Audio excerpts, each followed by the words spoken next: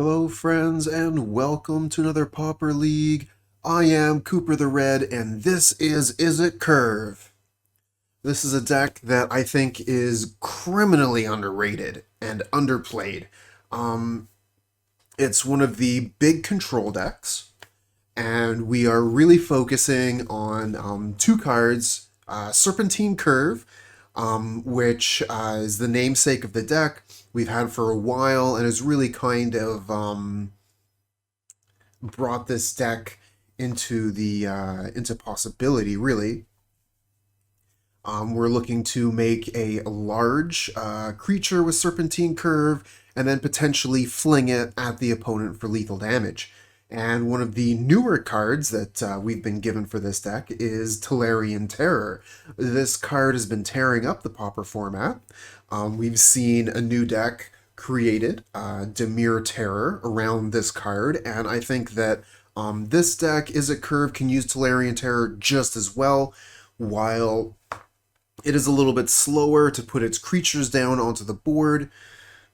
This deck has a very, very strong control plan, and some really, really good cards to back everything up. So beyond our two, kill cards here, the ones we're going to be working towards casting and then protecting, we have a whole slew of instants and sorceries to reduce the cost of Tolarian Terror and to increase the power and toughness of Serpentine Curve. We've got Breath Weapon as a way to sweep the board, get rid of pesky goblin tokens or elves. I'm running 3 pieces of the puzzle. This used to be a 4 of. I'm heading down to 3. I do think the card still is definitely fantastic in this deck. 3 mana to be able to choose 2 cards off of your top 5 is basically how that works. And then also fueling the graveyard. So we're sticking at 3 of these for now. I've also got an Underworld Rage Hound, which I think works really, really well with this deck. You're able to throw it into the graveyard with pieces of the puzzle, and then just continuously bring it back. I've actually had some pretty interesting games where I just cast this on turn 2, and then force the opponent to deal with my 3/1, meanwhile setting up for further turns. Fling, we already discussed, for sending a Serpentine Curve token, a fractal token, at our opponent's face. We've also got 4 copies of Counterspell. I don't think this card really requires much more discussion than that. It's Counterspell, it's fantastic. We are definitely playing the full 4 here. We've also got Lose Focus as another type of Counterspell. I've had a lot of different cards in this slot before. I'm trying Lose Focus right now. I think that it's a bit of an underplayed counterspell, and it has a lot of flexibility. We can either, cast it for increased mana to make sure that one spell absolutely does not resolve, but also because of the Replicate, we can actually counter multiple spells with this one spell. So, if an opponent uses Boarding Party to cascade into something, Loose Focus as one card can actually counter both spells. We've also got 4 copies of Frantic Inventory. This is going to be one of our go-to cards to be casting end of turn. If the opponent doesn't do anything that we want to counter, we can still spend our mana to cast Frantic Inventory, draw some cards. We've got 2 copies of Augur of Bolas. This might be replaced by the new spell, the new creature that's coming out in the latest set, but not sure yet because it's basically the same thing. We'll have more on that later. We've got a bit of removal here with 3 copies of Scred and 3 copies of Lightning Bolt. It's a little bit difficult for us to be dealing with 5 toughness creatures, but the split between Scred and Lightning Bolt can take care of most problems. We've got 4 copies of Preordain, one of the best cantrips in Magic. We get to play it in Pauper, fantastic. Banned in Modern, We can play Preordain and Pauper. Let's go. We've also got one copy of Dispel as another counter spell to win a counter war, and then we've got two copies of Fire Ice. This is a downgraded card that we're able to play here in the format. And I mean, the options are pretty fantastic. For 2 mana, we can take out 2 X1s, which is going to be pretty good against Kuldotha Red. And then also we have Ice, so if an opponent plays a Karoo land, we can tap that down. Or if they have a Basilisk Gate, we can tap that down. Or even better, after they activate the Basilisk Gate targeting a creature, we can tap that creature or kill it, depending on its power and toughness. Now, as far as the sideboard goes, we're able to actually play some of the best cards, the best sideboard cards available. We've got 4 copies of Pyroblast and 4 copies of Hydroblast, and we don't even have to stretch to do this. You know, like our natural colors are blue and red, so we get 4 of each, and that's pretty fantastic. Some lists are actually playing more Hydroblasts in the form of blue elemental blasts. You're able to get extra copies against Kuldotha Red. That's definitely a good option.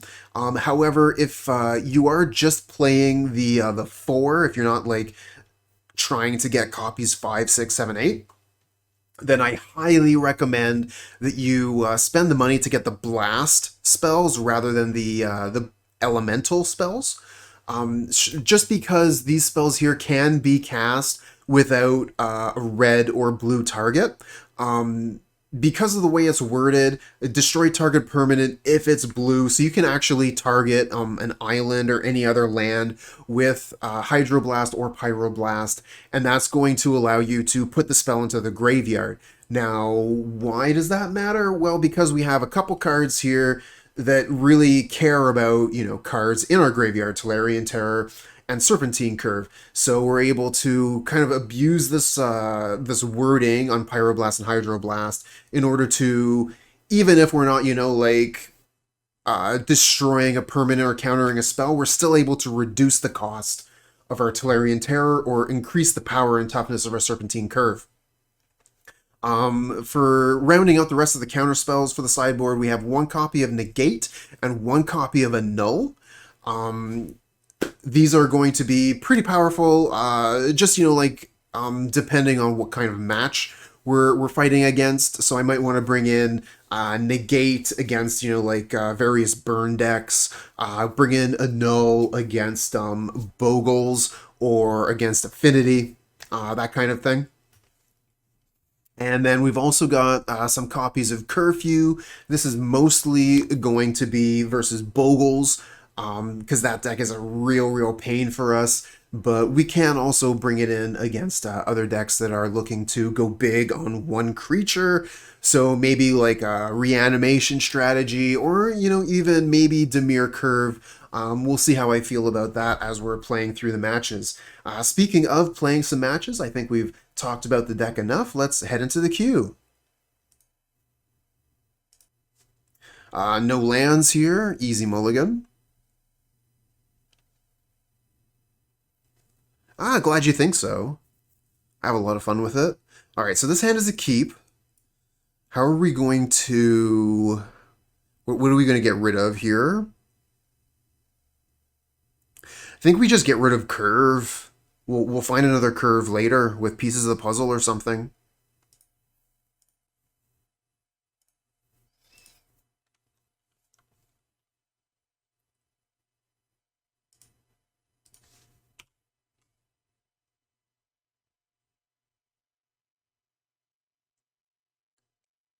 Ooh, okay. So, right off the bat, we're facing Kuldotha.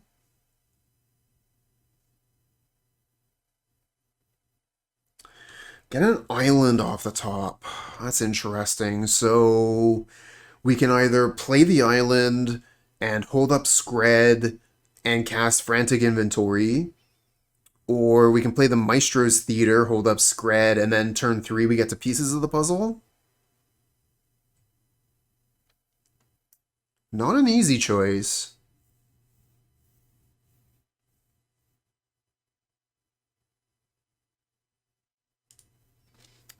Gonna go get an island here.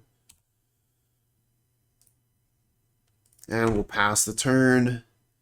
If opponent plays a Swift Spear, maybe we can scred that. Otherwise, I think I probably will just get rid of this Epicure. We'll see what happens.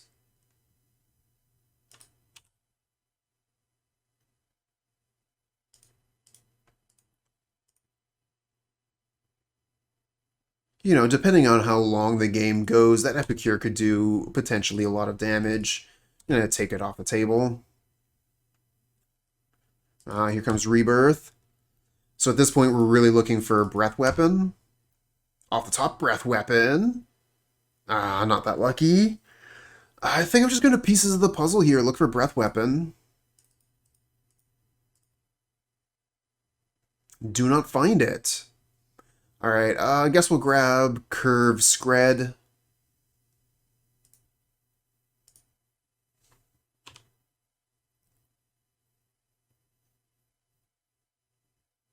And we've lost Fling, unfortunately. Oh, there's the Swift Spear.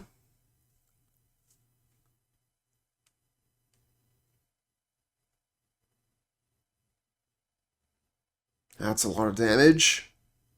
Take 6. Any breath weapons? Ooh, Fire Ice.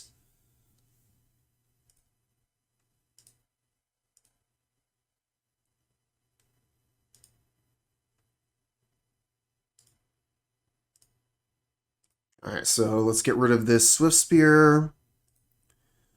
And then we can fire 2 of their creatures on their turn.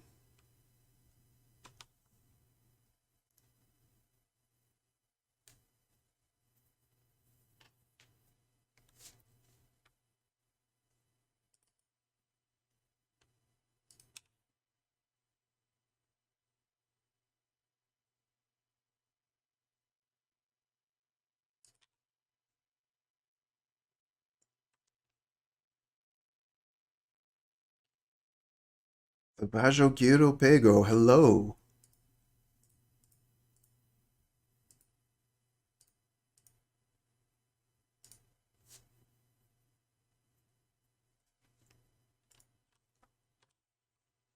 So you have 1, 2, 3, 4, 5. Serpentine Curve would be a 6/6. Might just be worth playing it at this point.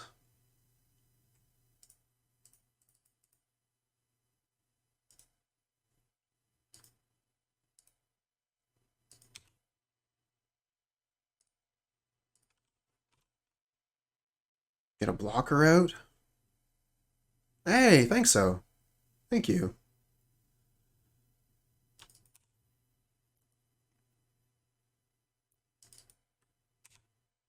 It's kind of tricky on Twitch, right? Because you're never quite sure, at least I'm not, you know, like, where someone might be from, so I don't really know,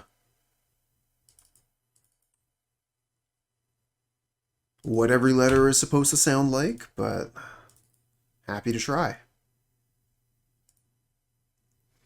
Okay, so Kuldotha Red manages to take the first game, no surprise there. This is going to be a difficult matchup. Let's bring in 2 copies of Breath Weapon and all our copies of Hydroblast. What are we going to take out? Rage Hound, we'll take that out.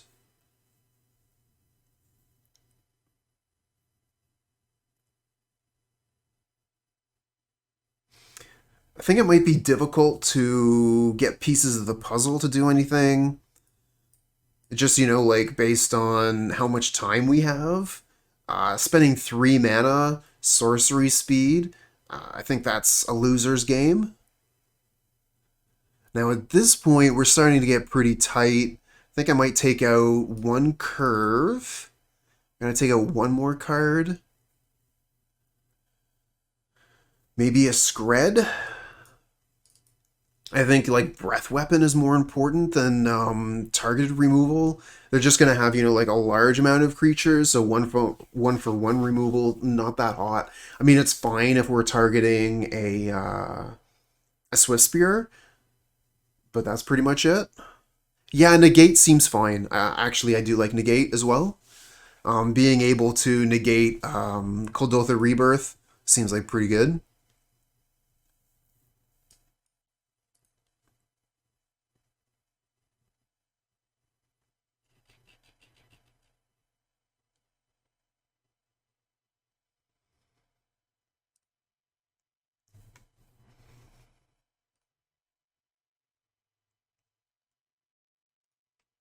Not super happy with it, but we'll keep it. I guess we'll play the Ford first so we can potentially hold up Counterspell.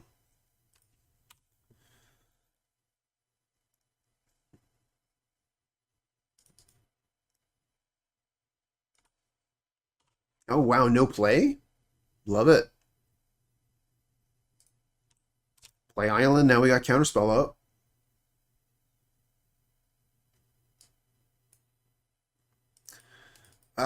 Three damage. Yeah, we're gonna have to let that resolve.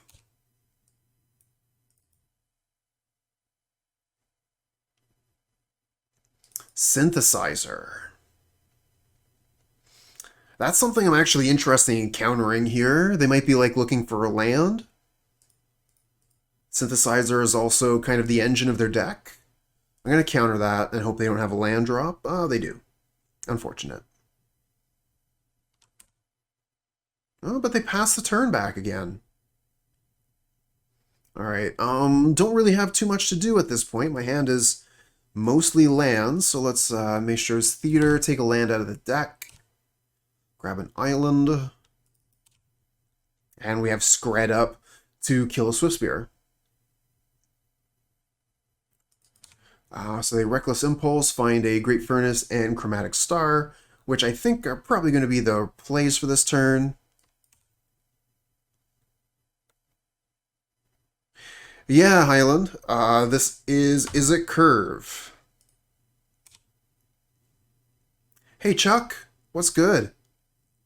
Ooh, we got Curve. Unfortunately, considering our graveyard here, Curve is not looking too hot at the moment.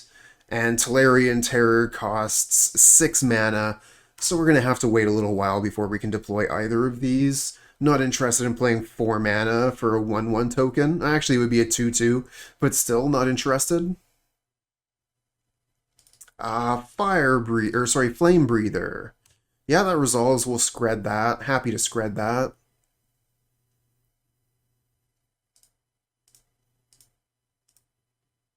Cares not about Relic. Alright, we're gonna have to take 4 here. Don't have any counter magic. And there's a Rebirth. So we are definitely in trouble here. I'm looking for some spells. Hey, that's a good one. That's a really good one here. Let's see here. So Tolarian Terror costs 5 mana. So yeah, we're gonna wait until after we resolve this breath weapon. We're gonna wait until the opponent's turn here, just in case they have a whatchamacallit.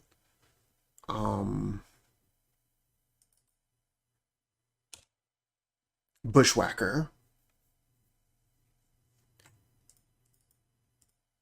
And we know they have the Pyroblast up, so we're not casting either of these things on our turn. We're just going to be playing land and passing.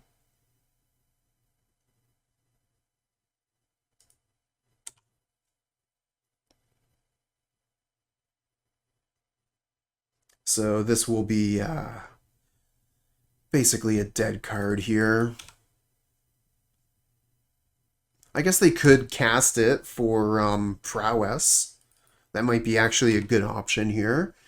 Get an extra point of damage in. They choose not to, just in case I have something I want to cast on end step, I guess. But now that Pyroblast is gone, don't have to worry about that anymore. So let's see here. We have a cost reduction of 3, so this costs 4 mana. 1, 2, 3, 4. And we still get to bluff Counterspell this way.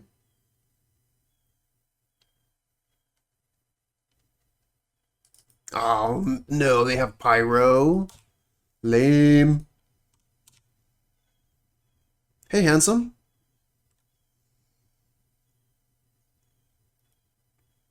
Oh no, Kuldotha Rebirth again. We need another breath weapon. And I took out pieces of the puzzle, so we don't really have something to draw us towards it. We're just gonna have to get lucky here. But the way things are looking, this looks like an unlucky start to the league.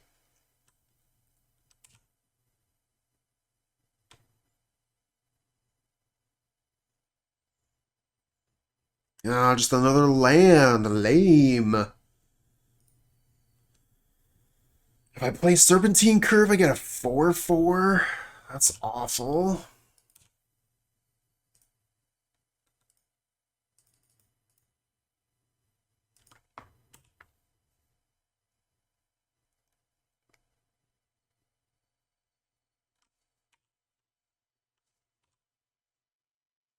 Oh, they play land, so they're kind of flooding out here too.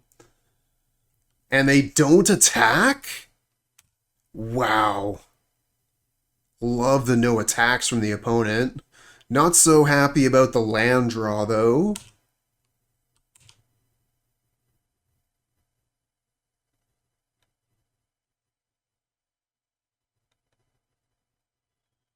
Another rebirth.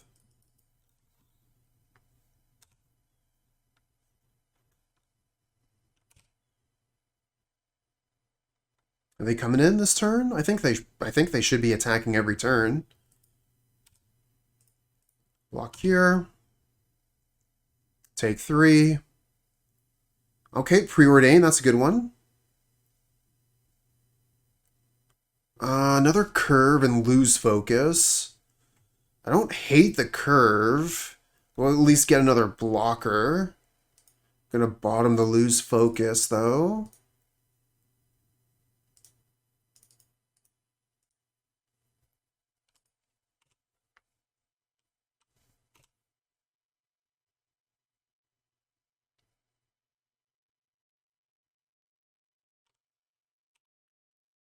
So let's see here. Looks like we're taking 4 at the moment.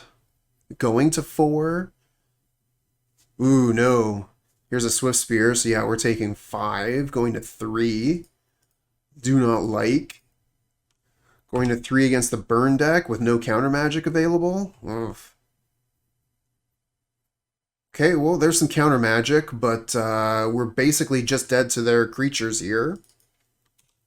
They just have to attack all, then we have to Hydroblast one of their creatures go to 1. Which means any spell is death. Well, not any spell, I guess.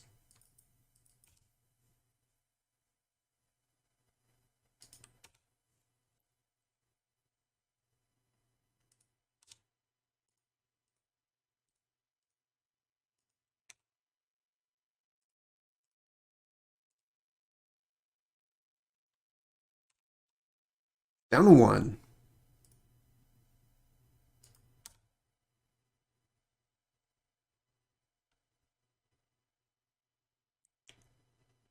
Alright, let's play Tolarian Terror. And I guess we'll attack for 6.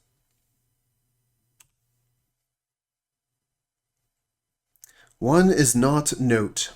Note. Note the note. The note is noted. Oh, okay, Relic of Progenitus. Yep, don't care. I guess, like, Relic does matter against Tolarian Terror, but it doesn't matter against the Serpentine Curve. Ah, good job, GG. Wow, this hand is a load of hot garbage. This one's fine.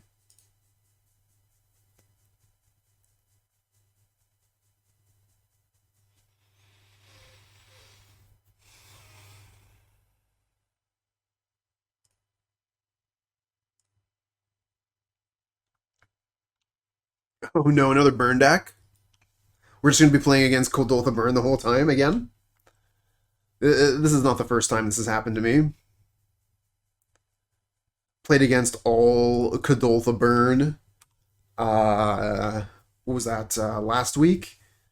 Played 2 leagues, and I think 7 of the matches were versus Kuldotha.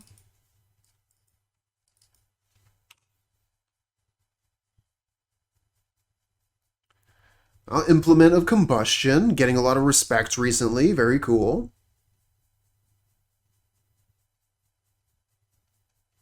Kind of want to fire. I don't really want to bolt this. I think I'll just play Island, Preordain, Lightning Bolt if they have like a Swift Spear or something.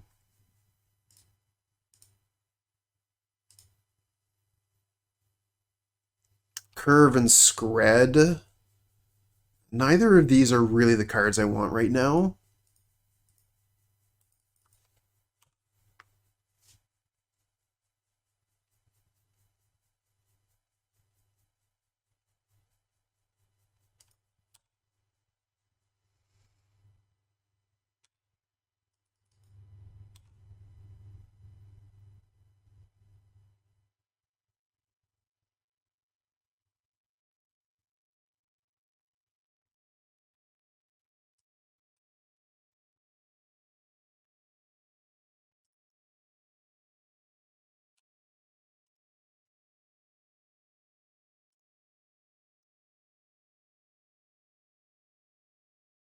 I think Caugate, right? Yeah, it's ridiculous. Kuldotha Burn is really, really, really strong.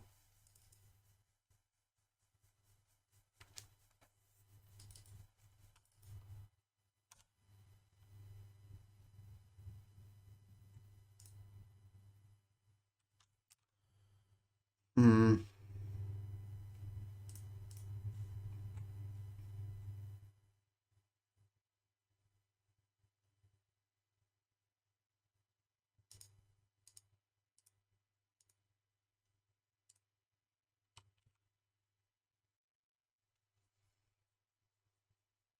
When is Mono White gonna mob them all up? As soon as we get a downgrade of a Johnny's Pridemate.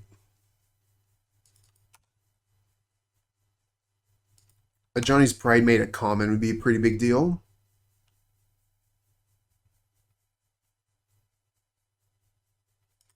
Alright, we take 1 here, go to 12. I think Voltaire and Epicure has done 3 damage so far. Could potentially counter this. I think I want to counter the Rebirth, though.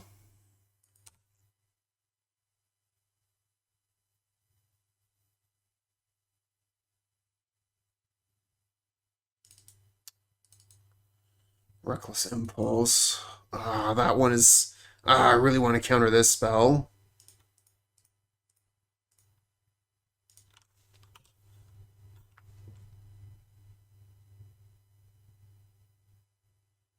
Chain Lightning down to 9. Alright, we get to gain a life here. Go back up to 10.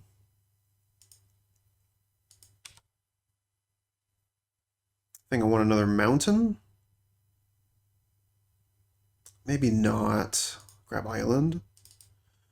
And if we hold up all of our mana, we have Counterspell plus Lightning Bolt. Could Preordain here and then just hold up Fire Ice or Counterspell.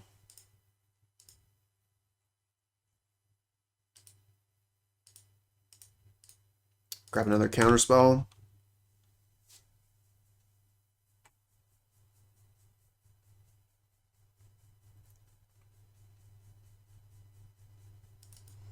Another Synthesizer.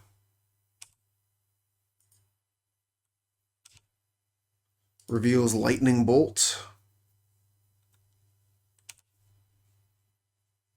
Go to 9 here.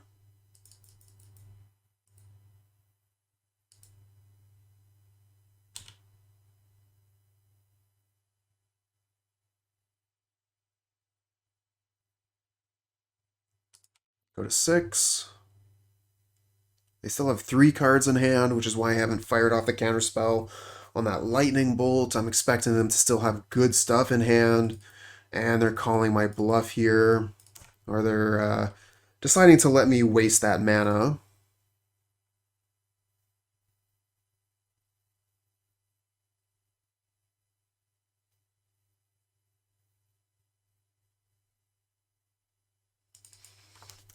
Mana here is so awkward.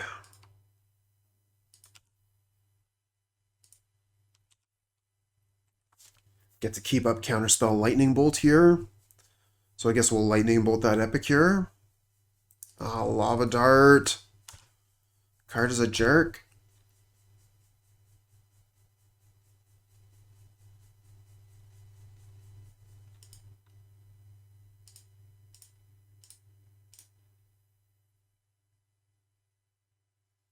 Yeah, that Epicure has done a lot of work.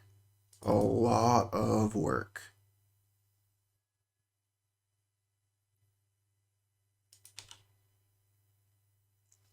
Now they get to start sacrificing this synthesizer to make 2/2s. I'm going to counter this. Hope we don't die.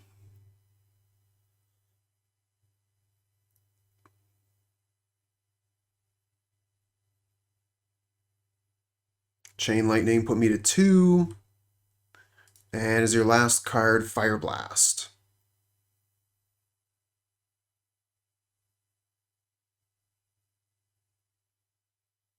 Okay, back to us. Let's start with pieces of the puzzle. Find a pair of bolts, Preordained, and Serpentine Curve. Let's grab Preordained. Oh, that's tough. Lightning bolts are going to be kind of good against the synthesizer tokens. So is a curve. Let's grab Preordained Curve here.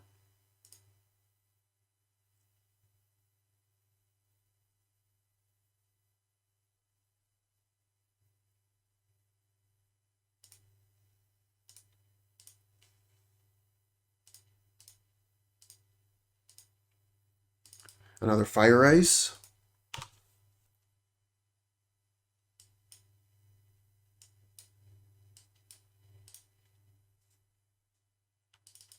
Synthesizer, they have 2 cards in hand. Yeah, we let that resolve. We counter the spell that kills us. Epicure doesn't kill us.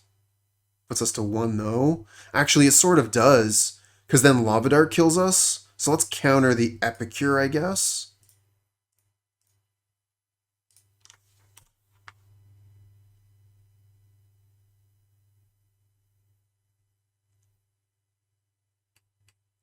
Yep. There's nothing we can do there. They add lethal a bunch of ways. All right, let's try again. Bring in Hydros, bring in Negate, bring in Breath Weapon, take out a curve, take out pieces of the puzzle. We still have 3 cards to take out.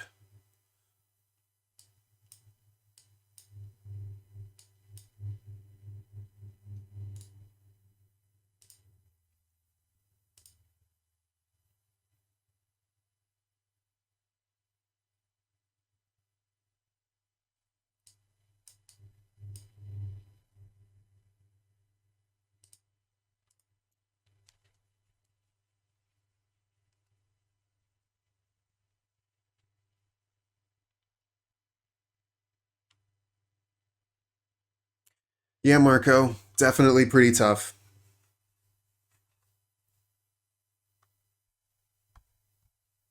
That's one of the reasons why that you're going to see Unexpected Fangs so often in the Dimir Terror decks, being able to gain 6 life with your creature in combat can close a game out against Kuldotha.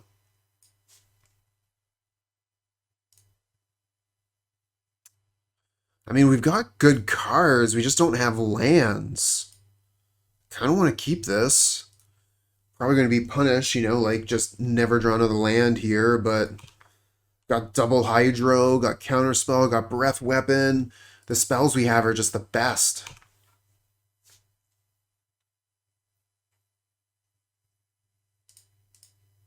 Preordain, try and find that land. Bottom top. And we're going to go ahead and Hydro this immediately so they don't have access to Pyroblast to counter our Hydroblast. Okay, Reckless Impulse here. Means they're not really going to be doing anything more with this turn.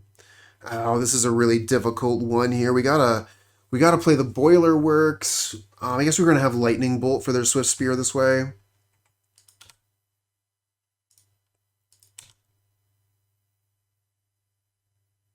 Yeah, I've seen Fangs in Affinity as well for that reason. I mean, you've already got access to.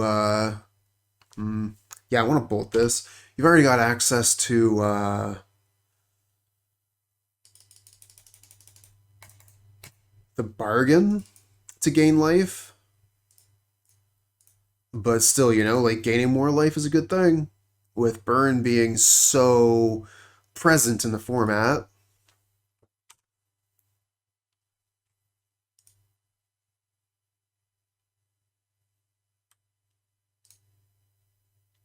Okay, we're down to 13. They still have 4 cards in hand. We get a Dispel. Nice.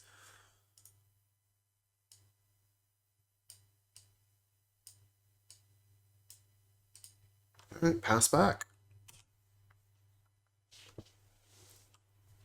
So this is a pretty good position, I think.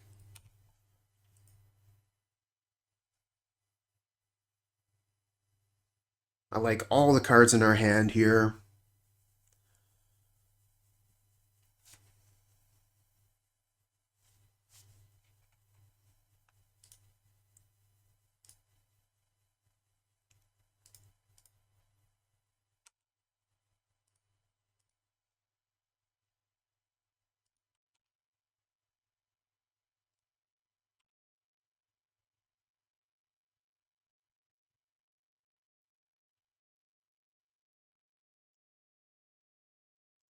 Now we have a chance to use Dispel.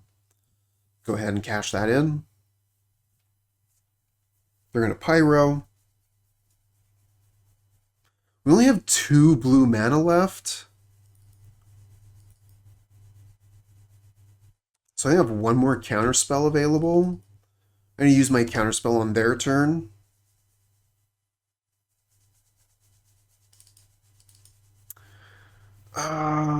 Swift Spear.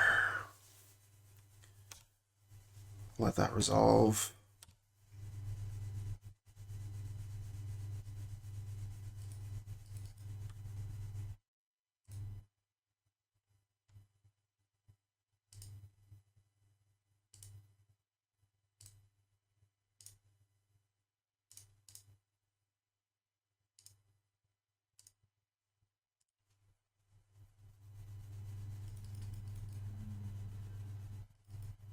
Going for Galv Blast here.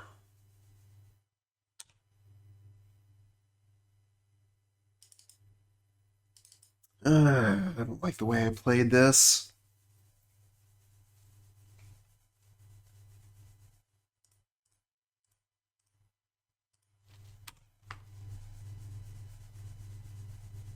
Maybe I should have tapped it instead.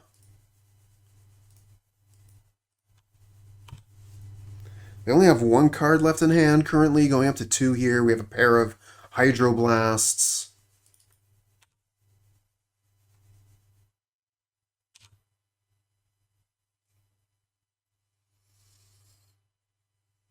Using Relic here is pretty good against Tolarian Terror, not so good against Curves.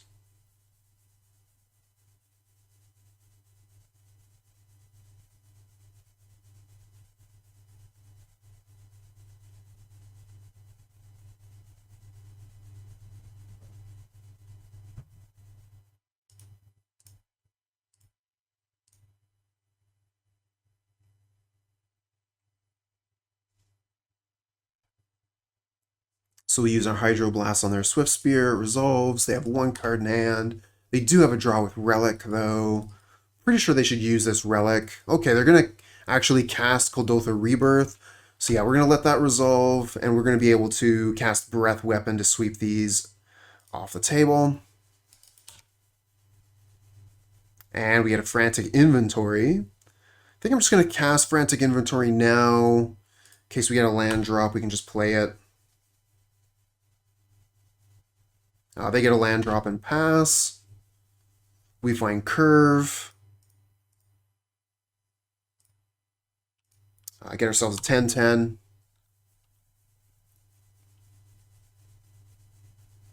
They play a relic, sure.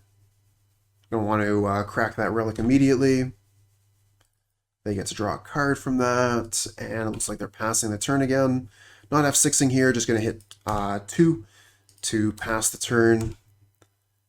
Hit them for half their life total, play a land, pass the turn. We got Hydroblast up. They play Claim the Firstborn. Is that a common?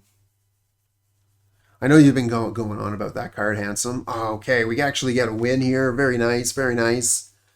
Not an easy thing to do.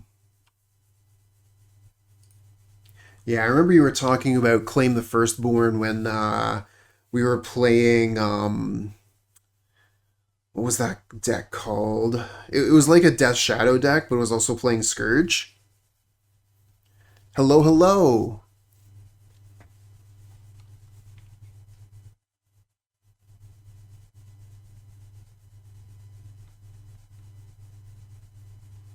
Burrick, Lad Kamuric.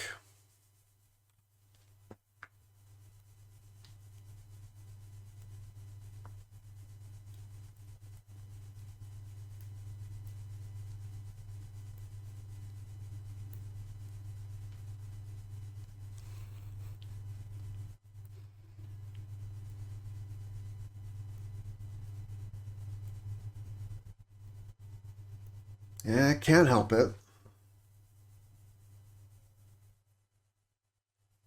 Looks uncommon, but Pauper isn't listed on the Gatherer. Come on, Gatherer, catch up. Pauper's the best deck. Or best format.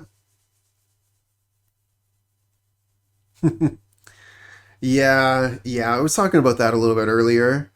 Like a lot of the names that come up, I recognize the letters. They look like the letters I use for speaking English. But when we're talking about a different language, some of those letters make different sounds. So some things are really, really hard to pronounce because I don't really know how the letters are supposed to sound. How's the curve deck going? Well, we've been running into a lot of Kuldotha, so it's been pretty tough. It's been pretty tough.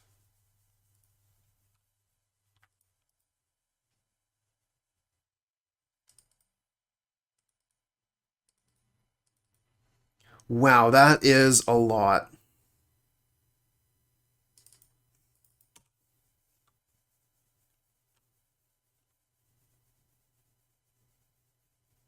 Oh, drop fling. Yeah. I think we're just going to go ahead and Hydroblast this immediately. Get it off the table. This is a really important creature. So getting it off the table now when it's only dealt 1 damage, I think is absolutely worthwhile where we want to be.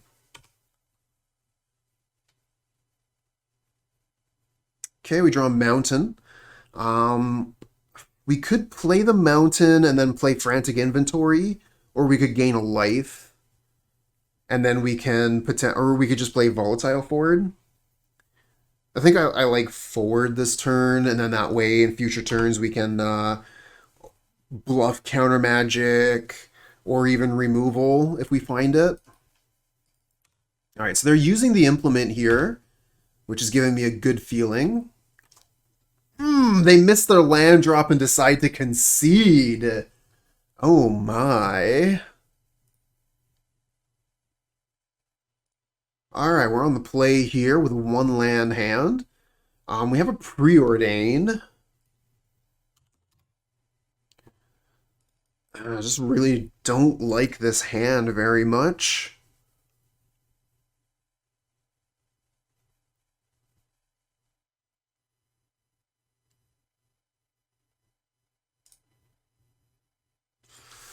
Oh, this hand is quite a bit worse. Quite a bit worse. Get rid of Fling. And I think the curve.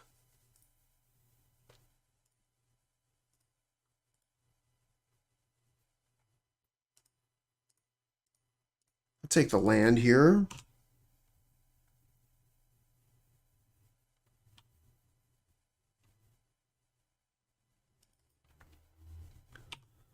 Well, Kuldotha is definitely something you have to worry about. Definitely keep that on on the radar the whole time. I just mean like anytime you're deciding what deck you want to play for the Pauper format, there's a few decks that you need to think about. Kuldotha is number one. Then you also have to think about Dimir Terror, Affinity, and Cog8. Those are the top decks of the format at the moment.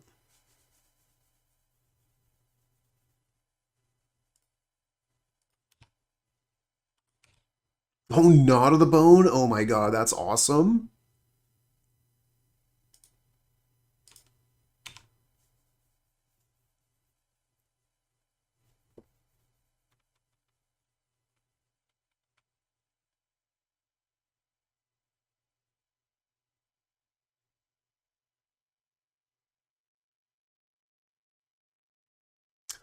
That no no no no no no no no no no no no no no that is no that's no good. That's really bad. Hate that so much.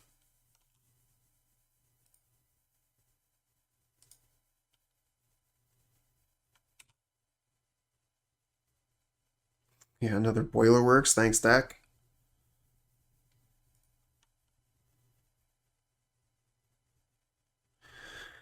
Think we're gonna hold up inventory here rather than casting pieces of the puzzle. I'm not sure. I guess I could go like pieces of the puzzle this turn, and then next turn play Boiler Works with frantic inventory.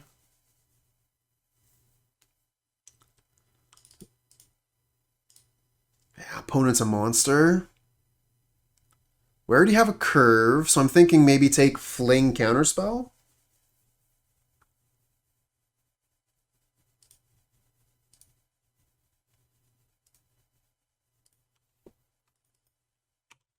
That's also going to help our Terror.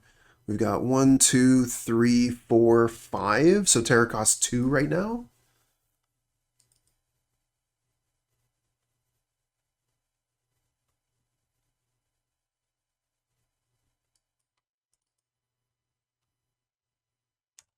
No. No, I have not brewed any decks with Shadow Prophecy.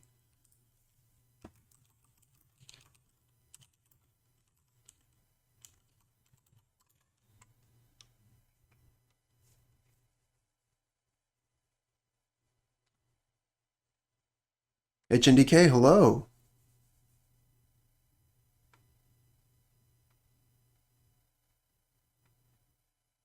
Interesting. Okay. I like that it's instant. Also like this counterspell. Although this 5/6 is kind of in the way, bigger than Tolarian Terror.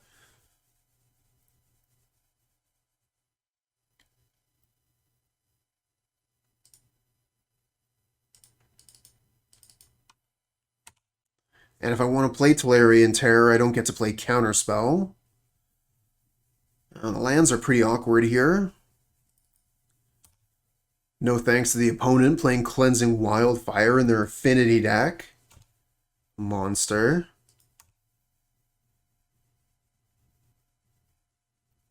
Ah, thanks for the follow, friend.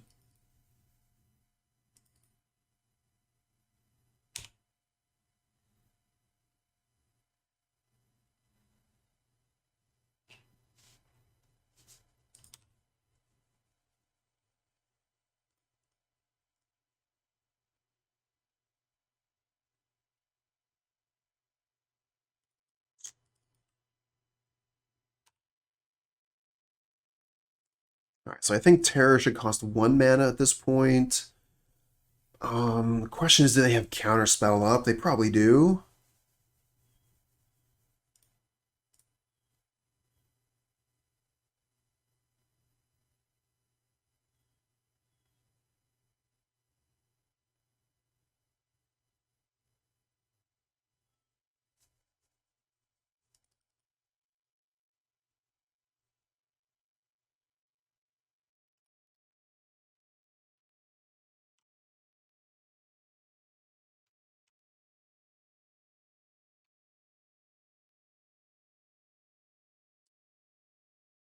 This Counterspell makes it so difficult to play my other spells, too. I want to play this Augur of Bolus, but then I take down Counterspell.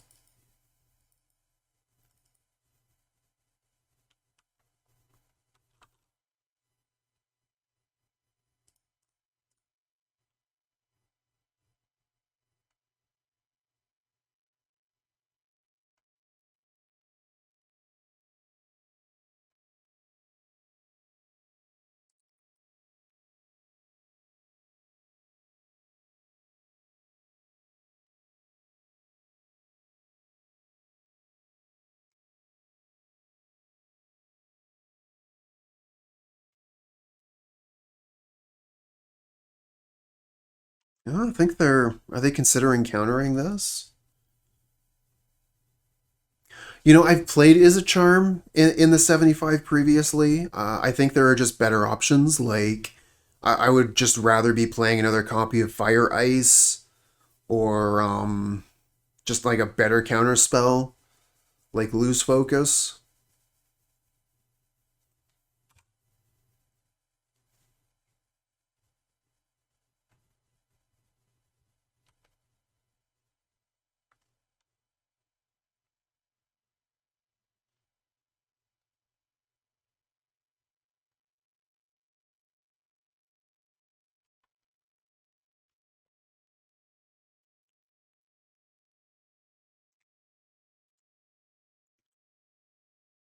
I wonder if opponent is double queuing.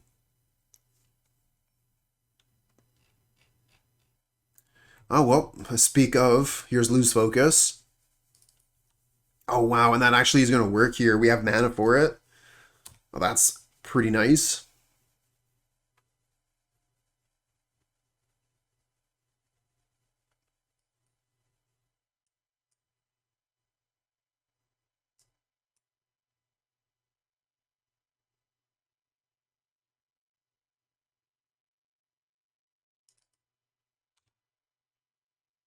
That's a lot of thought casts.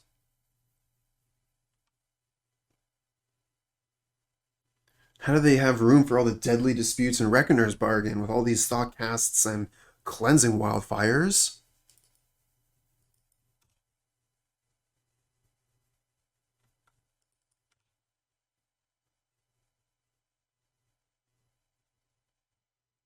Mirror Enforcer. Yep, Lose Focus is not going to work on that.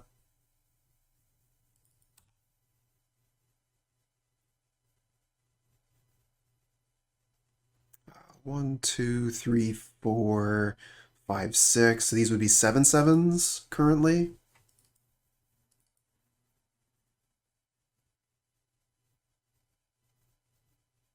But if we cast a curve, unless we get a an island or or an island, yeah, unless we get an island here off the top, we cannot cast a curve and hold up counterspell.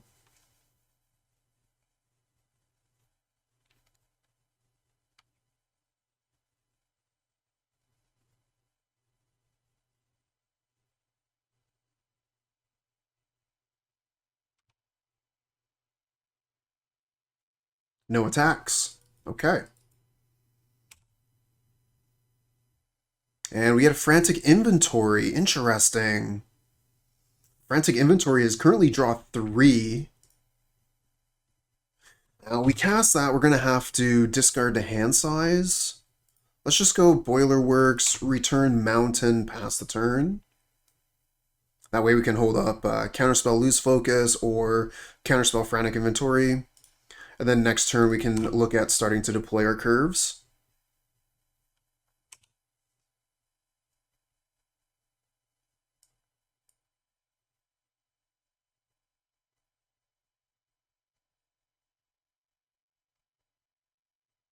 And they do know about Lose Focus as well.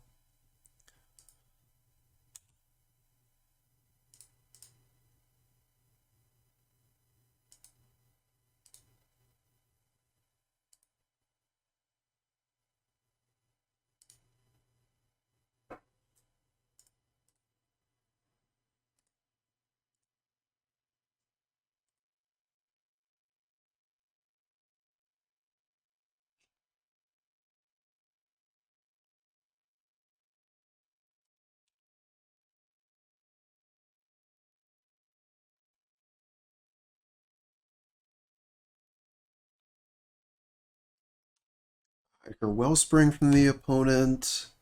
That resolves. Staring down some big creatures on the other side with a pair of 4/4s and a 5/6. Oh, and here's makeshift munitions. We gotta counter that. Gotta try to, anyway. And they have the spell Pierce to make sure the makeshift munitions resolves. So that is beginning of the end here. Makeshift munitions can do quite a bit of damage. Fortunately, they just pass the turn back again.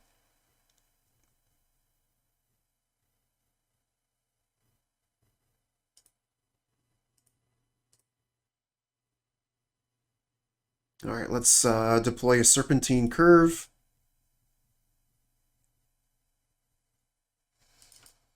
Nice 9/9.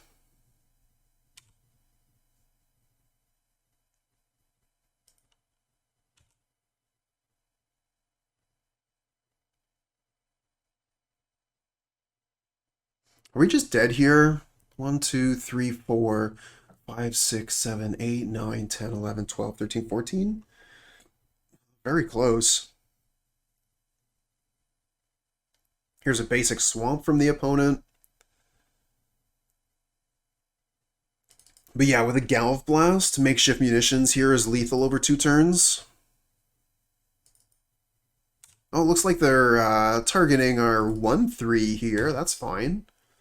Much rather they try to kill Augur of Bolus rather than trying to kill me.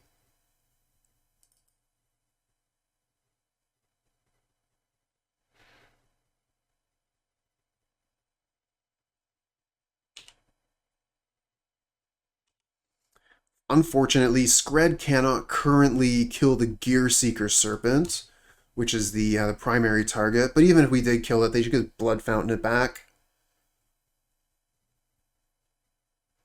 Yeah, they're killing our 1/3 here. Sure, that's fine.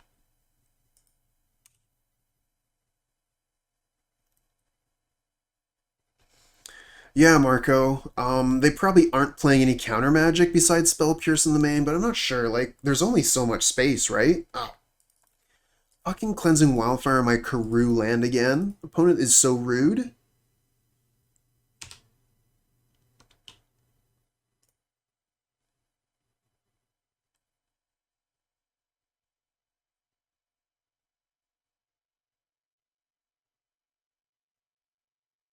Oh, yeah, now we can scrub the 5/6. That's true.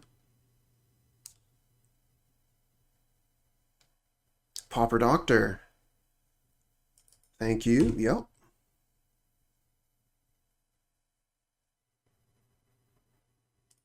Well, let's use the mana.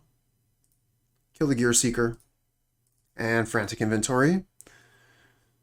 And they don't even use the makeshift munitions there to send the 1 damage at the face. Thank you. Alright, let's play our land here. Preordain. See what we come up with.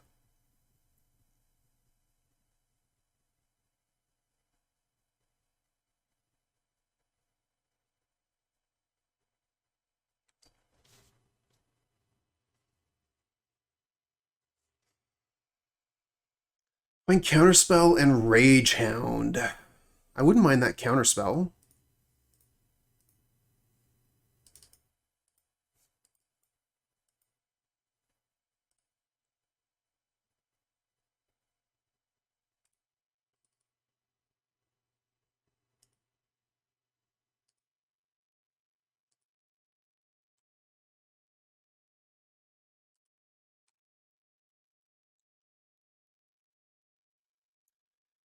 I think I'm going to attack with the Fractal token, make another Fractal token, hold up Counterspell.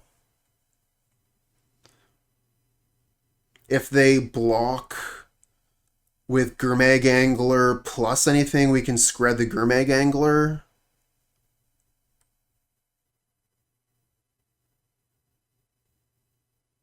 Gets us so close to lethal. If only this was a 10/10.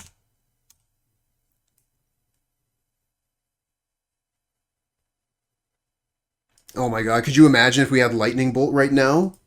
Lightning Bolt. Oh, actually, they might just be dead anyway.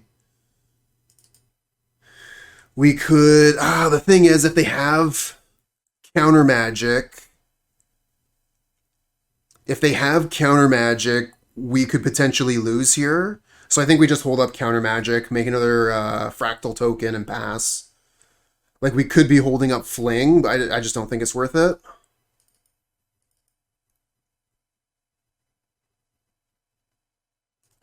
We wouldn't have enough mana for everything. To curve, Fling, and Dispel, we don't have that much mana.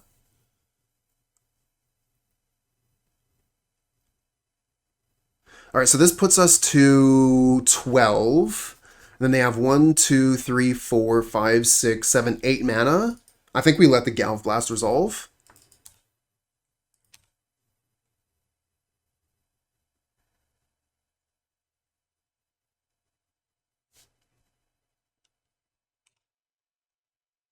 Of course, you know, if I had known they were going to tap out here, Galv Blast me and respond to the Fractal Token, would have held up the red mana for Fling.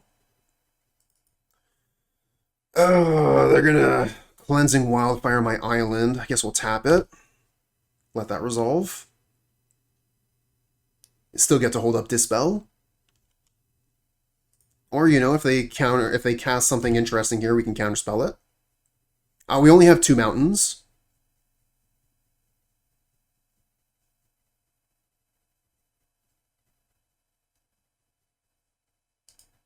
Alright, yep, we're gonna lose our 1 blue mana there. Still have Dispel up. No attacks, love it.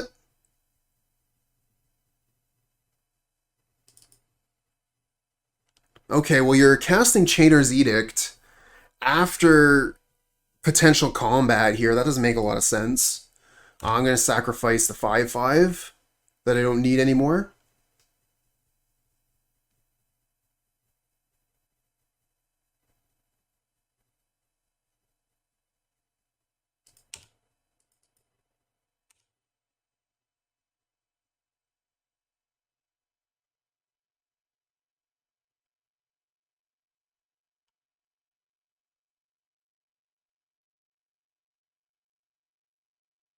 Another Gurmag Angler.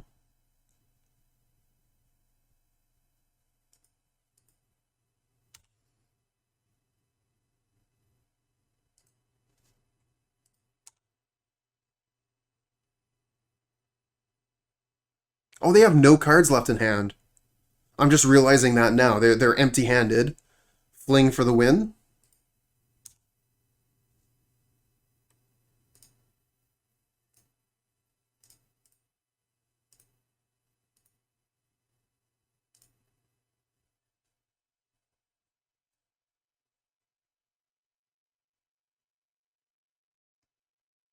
Nice. We got lucky there. I think that opponent could have played a little bit differently and would have gone quite a bit differently. Like you were saying, Beers, they definitely had an opportunity there to just attack all, especially with the Edict first. Do 4 extra damage. I think they weren't paying attention to how powerful um, Makeshift Munitions is.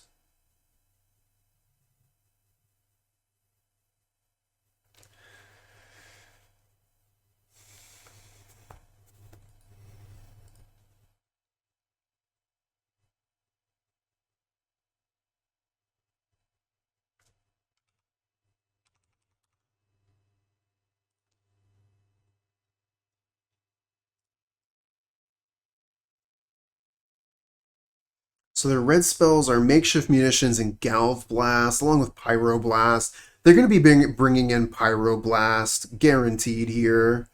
So I guess we can bring in Hydros. I don't think we bring in Pyros, though. I don't know, like Pyros kill their, they counter their Thought Casts, and they kill the 5/6s. So I guess we bring in, like, some number of each. Maybe I go, like, that. I think Fire Ice, not that hot.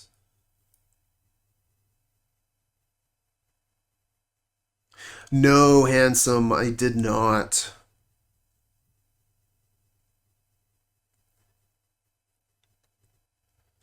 What about the Dispel? I guess it counters Reckoner's Bargain and Deadly Dispute, so we can keep the Dispel. I think Lightning Bolt is quite poor.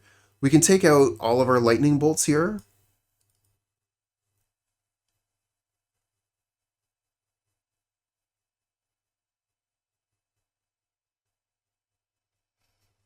And then we get to bring in one more card. I'm going to bring the Fire Ice back in. We can still do some stuff with ice.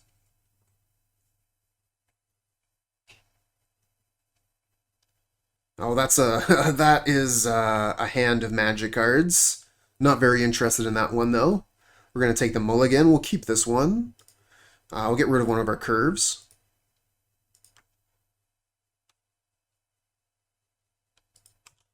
And start with a preordain.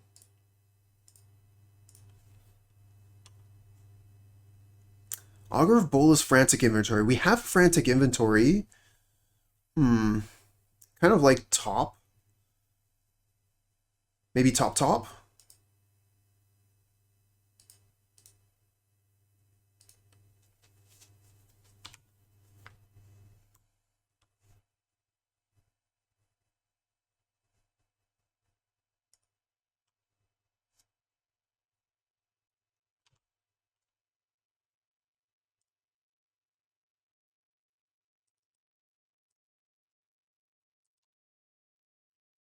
Ooh, another Frantic Inventory. Let's go.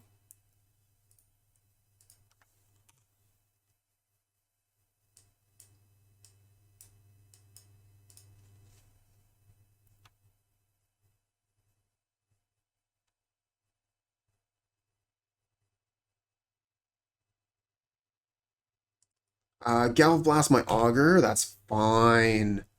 Totally fine with that. And a Thoughtcast. Okay. Oh, we got Hydroblast here. Okay, so play the island past the turn, hold up Frantic Inventory plus Hydro. No, I have not been using that.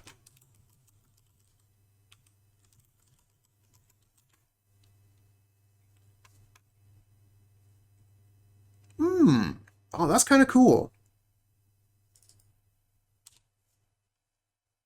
Okay, well that would be why I wouldn't use it then.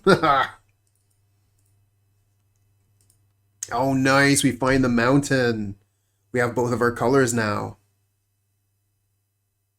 Alright, so we're going to hold up double Frantic Inventory here.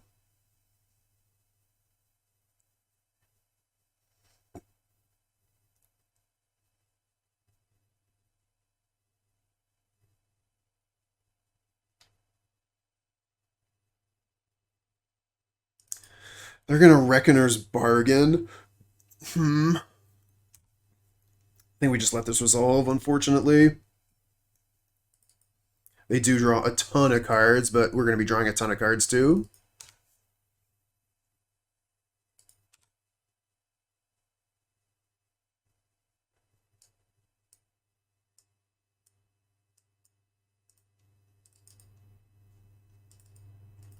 Our Wellspring resolves.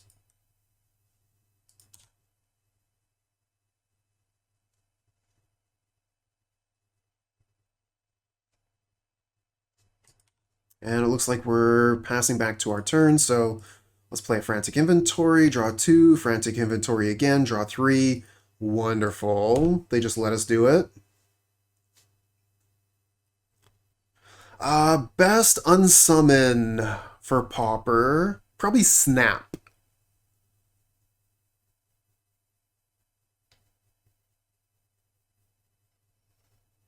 I think I just play Island Curve. What is the curve for now? 1, 2, 3. It's only for... The curve is tiny. We don't want a curve. Let's start with a preordain.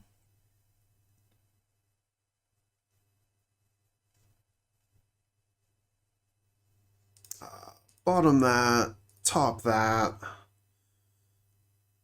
I think I'm going to play the island so we have Counterspell plus Hydroblast up. And then we'll have to discard a hand size.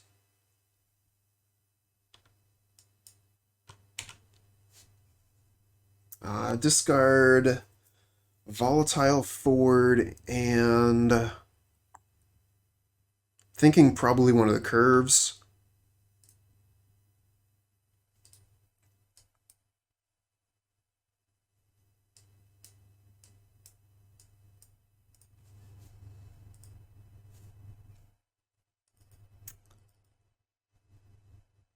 That is a Mirror Enforcer.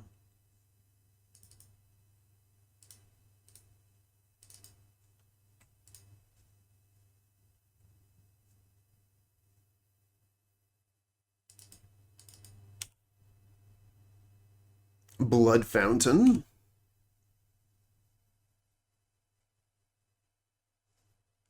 And a Thought Cast. That resolves. We are both 40 cards deep into our deck. Opponent brings out the Nil Spellbomb, but we've already used most of our frantic inventories. And our power card in hand is Curve. So Spellbomb here isn't too hot. They got another Thought Cast, go back up to 6 cards again. Now they're deeper into their deck than we are, but they're just passing right back. Are you going to use that Spellbomb on our upkeep? Or are you just going to let us cast cast a Terror? So they are going to use a Spellbomb and draw a card from it. Yeah, Curve counts cards in exile, yes. That is one of the main reasons why the card is playable. Oh, we would draw Frantic Inventory now. This card is absolute garbage.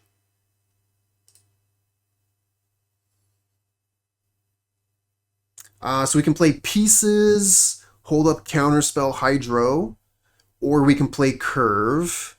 Curve still isn't going to be very large. 1, 2, 3, 4, 5, 6, 7. It's going to be an 8/8. I mean, that is pretty big. Making an 8/8 pretty tough for the opponent to deal with.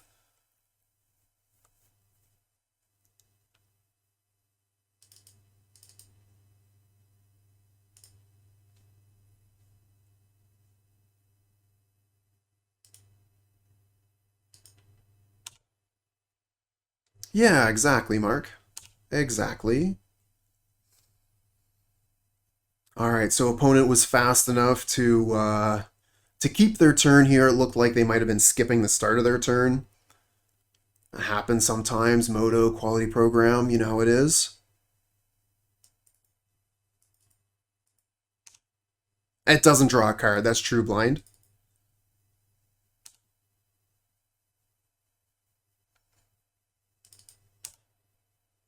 Okay, they got a 4/4.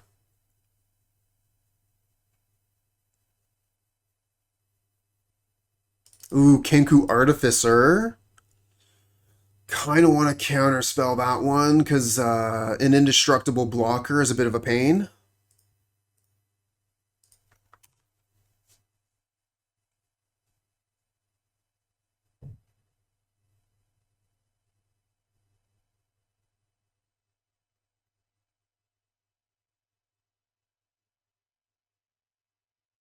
Oh, and they have the Dispel, so they're going to be able to have their their indestructible creature,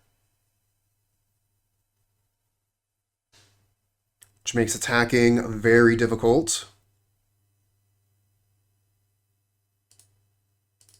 Let's go for Pieces, see what we can find.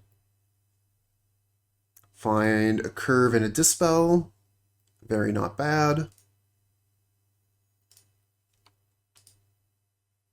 And doesn't really seem to be any point of attacking here where they can just block with this.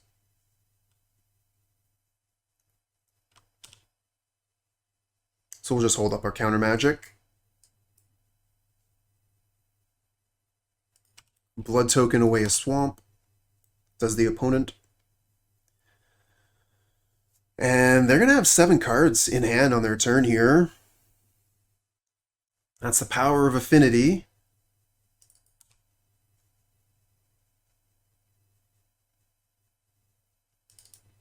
Akuyara, you're saying your internet is awful. Sorry to hear that.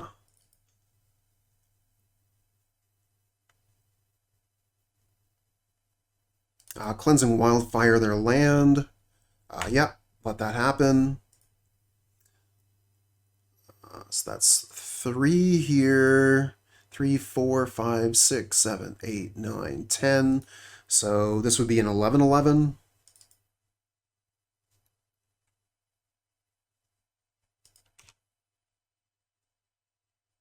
Could you imagine if this was a draw 4?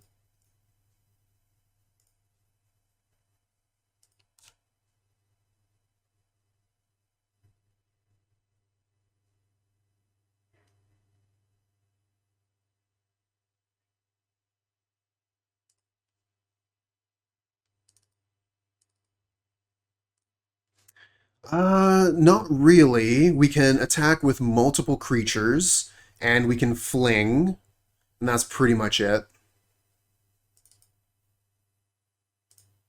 Now we're going to dispel the Deadly Dispute here.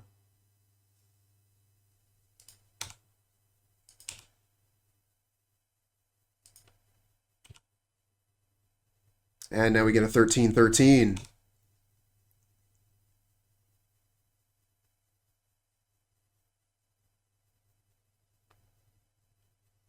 So they do, or they should, have access to Pyroblast, which 1-for-1 kills these tokens. But otherwise, they're going to have a very difficult time getting them off the board. And we're going to be able to start attacking, making moves. Another Deadly Dispute. We're going to let this one resolve and focus on countering Pyroblasts, I guess.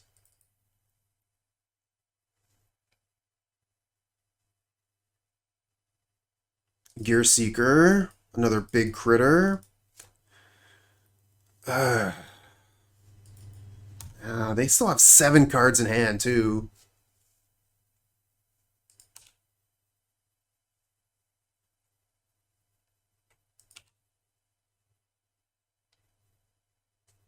I do not believe so, Mark.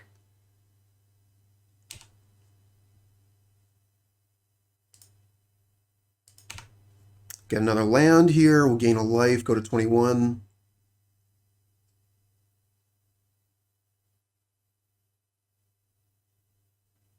Five, 6, 10, 13. So they block with everything. They can kill my 13/13. But then I get to kill all of their stuff except for the bridge. But if I only attack with this, they can just block with this. So if I attack with both, they can go Mirror Enforcer, Gear Seeker here, and I trade my Fractal token for their Gear Seeker. But then they have a Blood Fountain. Oh man, this is not not easy. I think we need more resources here to be able to attack.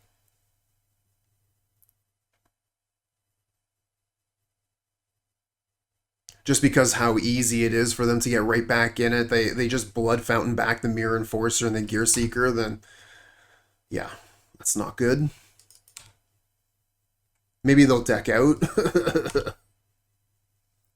Speaking of, I'm actually in a little bit of danger of timing out.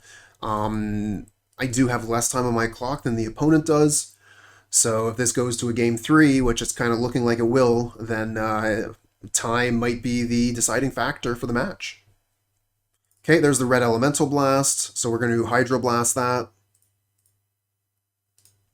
Specifically using Hydroblast because I'm looking for something to do with it. Another Spell Bomb, sure.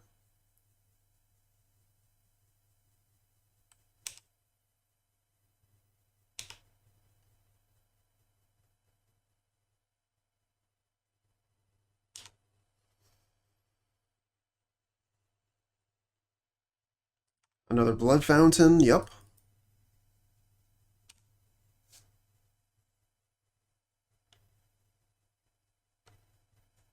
Makeshift Munitions. That's a good one. I think I have to counter this. And then we can F6.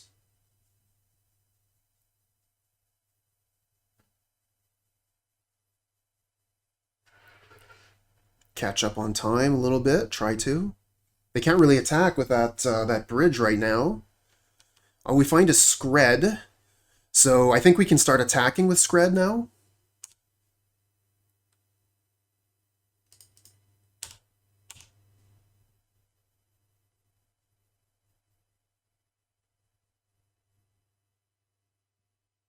Oh, that's an interesting block. So let's see here. Want to do damage like this, and then Scred this.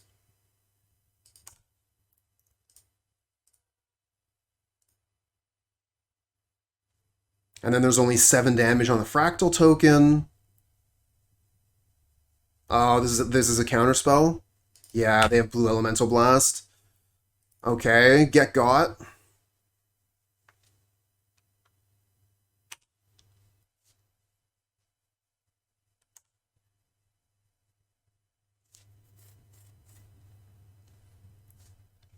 Yeah, Rush of Knowledge. I've seen the card played in a few different decks, but oh,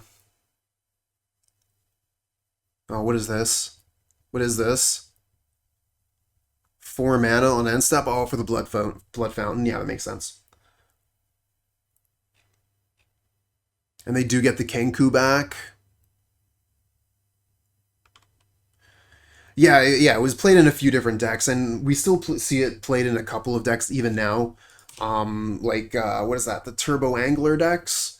Draw 7 with either a Gurmag Angler or a Tolarian Terror on the board.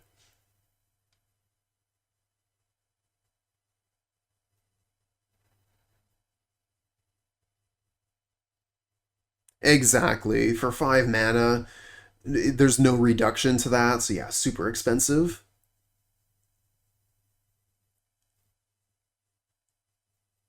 Yeah, taking a bunch of damage here.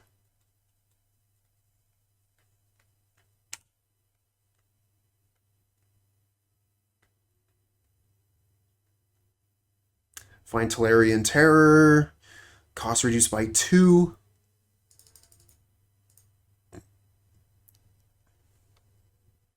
And I can't really attack with Fractal Token, they can just block. So we have to pass the turn.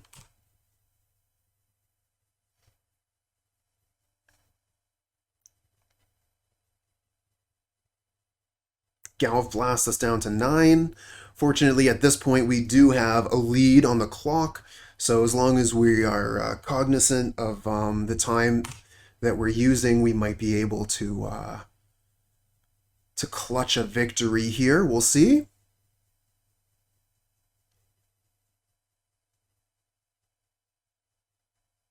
Yeah, I'm F6'd. Can't be blocked, sure. What can I block? And 6 again. And I'm dead. Okay. That was interesting. Kind of feel like I actually want more Pyros. Is that right? Because Pyro is one of the better ways to deal with Kenku.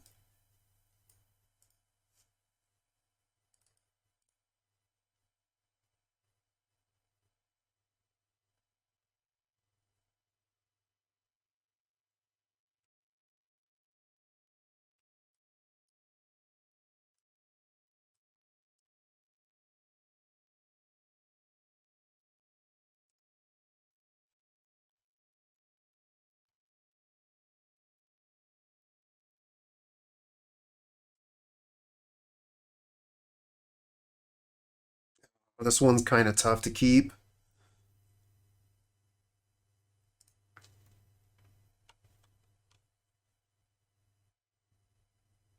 Oh wow, opponent's mulliganing heavily here, down to 5 cards. And with less than 7 minutes on their clock. I am going to be playing this last game a little bit differently from some others, where I'm really going to be focusing on trying to maximize the amount of time that I have here. So we're not going to be bluffing nearly as much as we would. We're going to be F6ing a lot.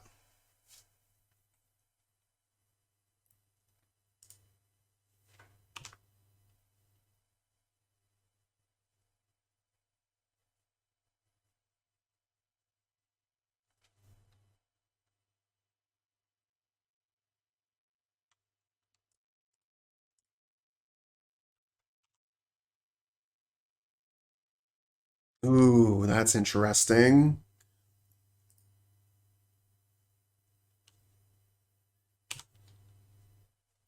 Yeah, the second inventory is the real tasty one.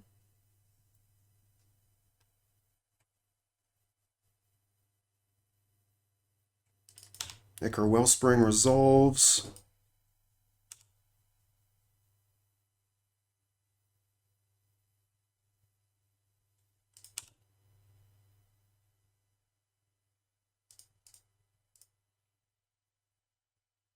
Draw 2 for 2 mana. Find a land and a Scred. I'll play the Volatile Forward here. And I think I'm going to Preordain as well.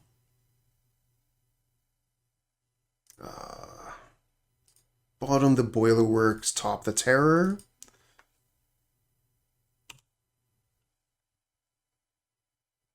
And F6. Still have over a minute on the opponent, but we aren't in the red yet. Still plenty of time. Spellbomb. Oh, that's actually pretty good, considering we just drew Terror.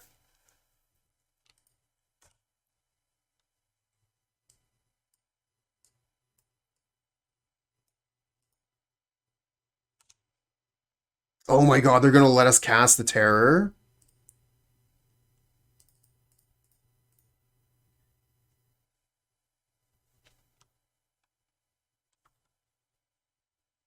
Okay, yeah, that makes sense. That would be why. Because they had the answer already.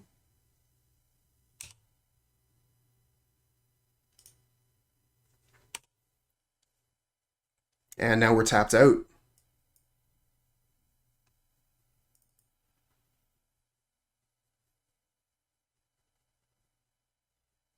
Yeah. Yeah, I think it was worth going for.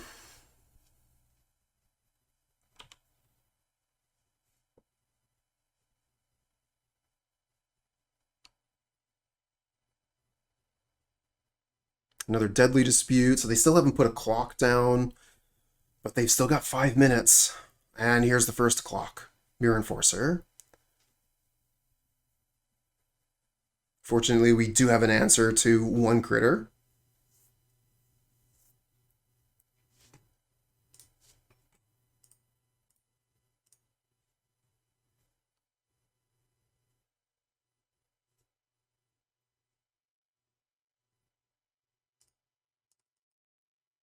Go for pieces here, looking for counter magic. Okay, we find Frantic Inventory? We have to take that. That's a draw 3. And we'll hit 2 instead of 6 here, so that if they activate the spell bomb, we can respond with Frantic Inventory.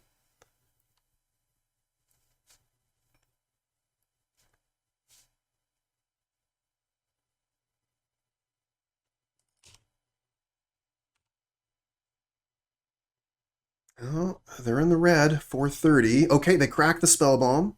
This is our opportunity to Frantic Inventory, draw a million cards. I should have done it before the draw effect. That's fine. And F6.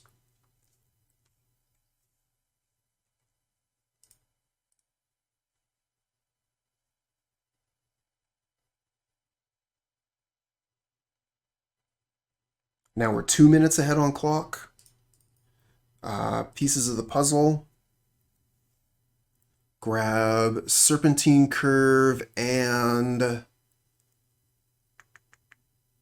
maybe another pieces.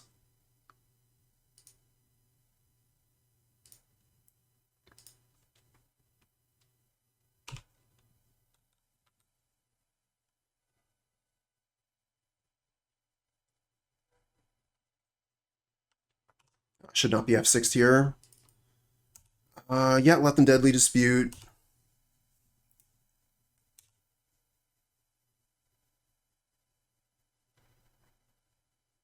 I'm playing for time more than anything at this point.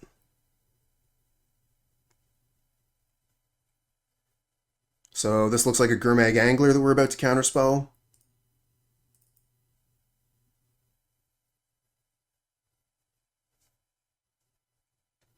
They're going to dispel it. Okay, we got a Scred for end of turn.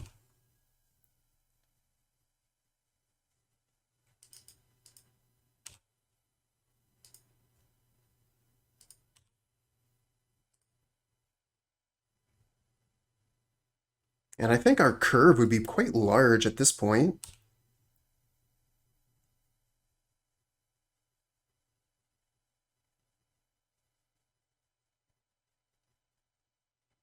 Another Gear Seeker. I think we're actually going to want to spread that instead.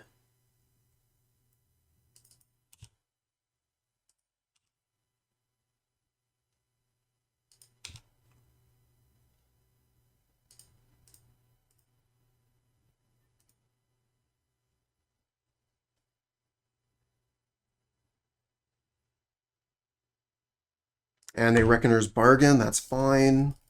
Just looking to get the creature off the table so they can't kill us with it. Back to us with, ooh, another counterspell off the top.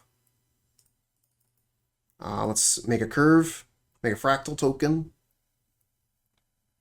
It's a 13/13. Pass the turn.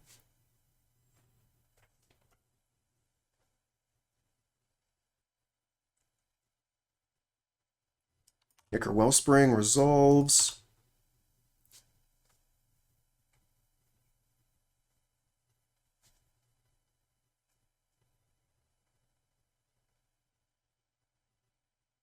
Looks like they're using Blood Fountain here to return Gear Seeker and Mirror Enforcer. Playing Mirror Enforcer here. They're going to have enough mana for the Gear Seeker. Let's counter that.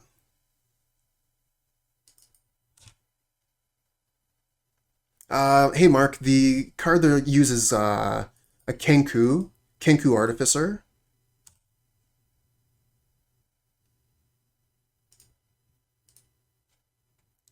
Use Preordain, find another curve.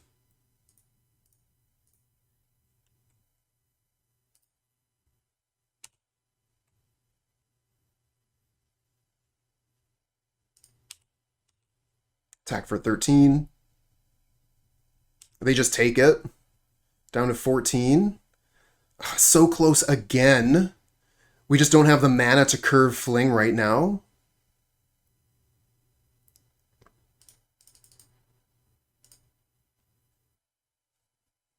We're just going to play curve, hold up Hydro, I guess.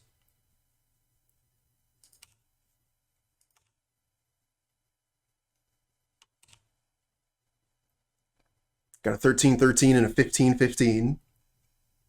Those are some big fractal tokens.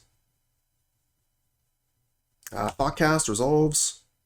Really only care about Pyroblast at this moment.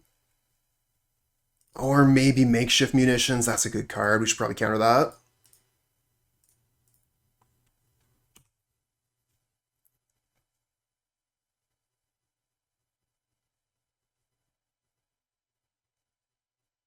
Another Blood Cycle.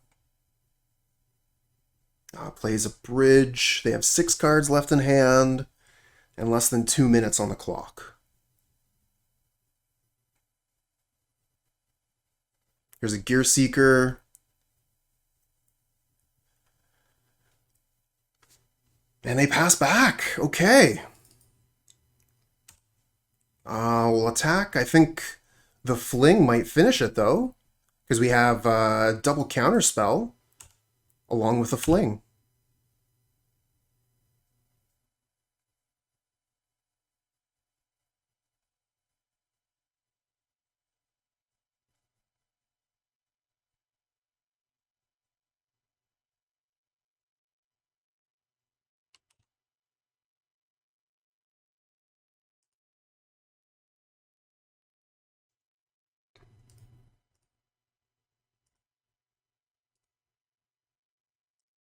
Let's go for it.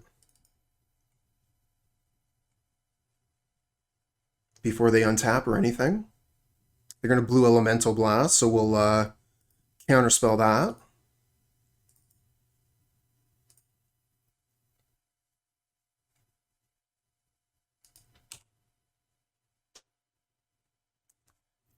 Don't even need to win with a clock. Not a huge fan of this hand, but I think it's keepable.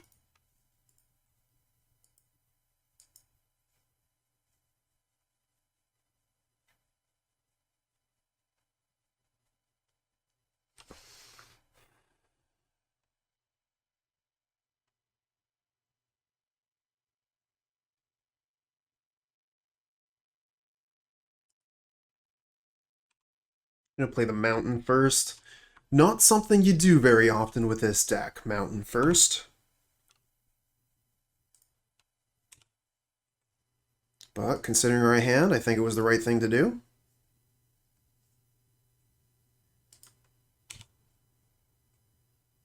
Oh, Preordain, let's cast that. Fine, pieces of the puzzle and another curve. Let's bottom the curve, keep the pieces.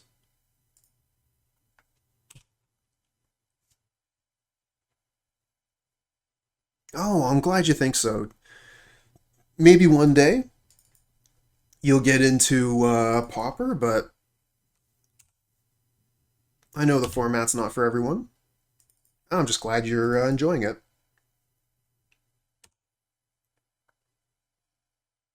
Lose focus. Kind of want to keep up lose focus rather than play pieces of the puzzle here. Coming up to a dangerous point when they have 4 mana. Wait one more turn.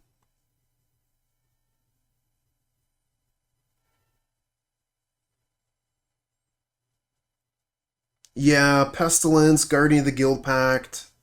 There's a lot of different things they could do here. Okay, they're actually just going to go for that. Hope we get a land on top here. Get Fire Ice. Ooh, Fire Ice tap this. And then we still get to hold up lose focus. Alright, let's do that.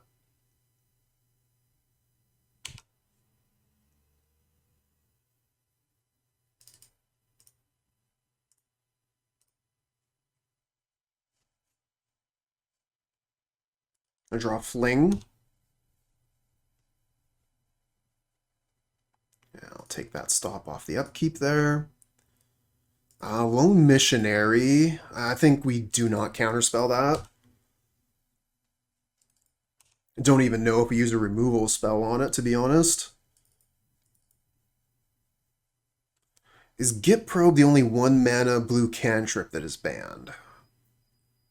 I think so. Can't think of any other ones off the top of my head.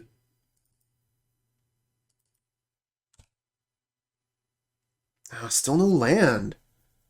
And pieces of the puzzle isn't going to find us land.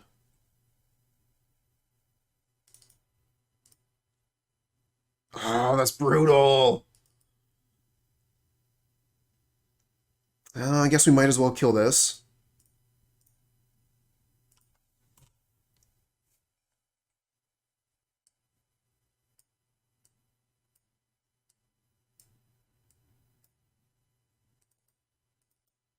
Omen of the Dead.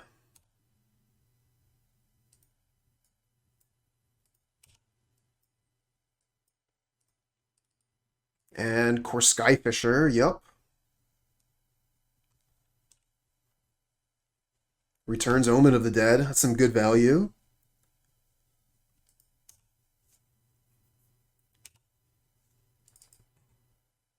And Bajuka Bog again. Pretty good versus our Frantic Inventory. Preordain maybe finds us a land here. Bottom. Still no land. Damn it. Alright, let's scred the Skyfisher so I don't have to discard, and then we'll counterspell the Omen of the Dead.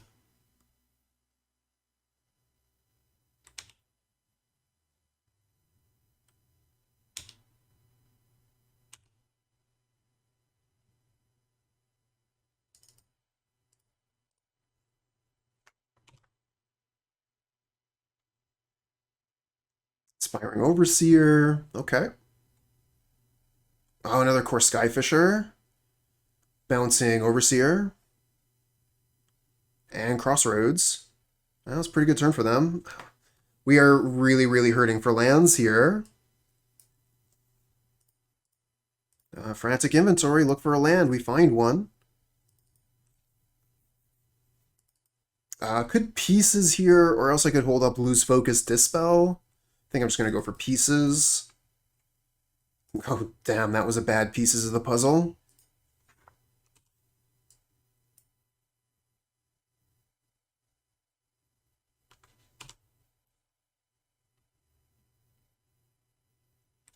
And opponent's going to have really, really good removal spells.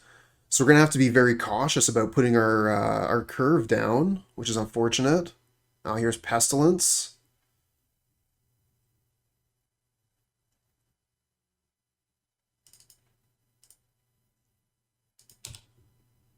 Oh, wow.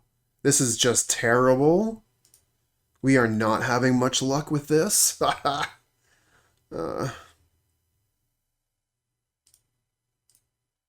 You're going to lightning bolt that core Skyfisher, get it out of the way.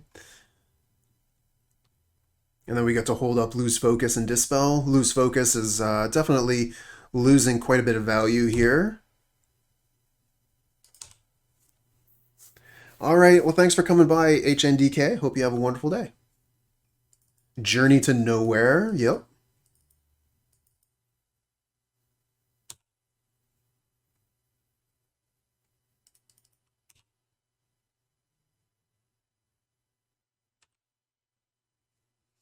Now they only have 2 cards left in hand. We have Dispel. Might be able to get away with playing Curve. Hey, thanks for the follow, friend.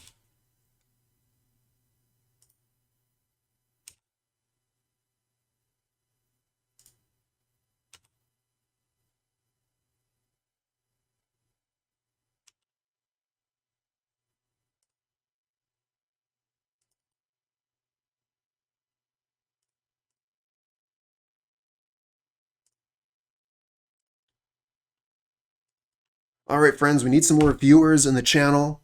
So everyone go find your roommates, go find your partners, drag them into the room.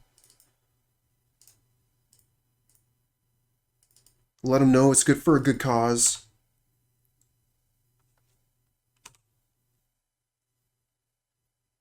There's the edict.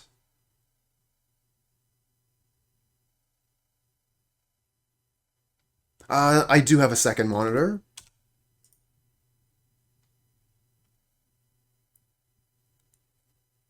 That's the plan.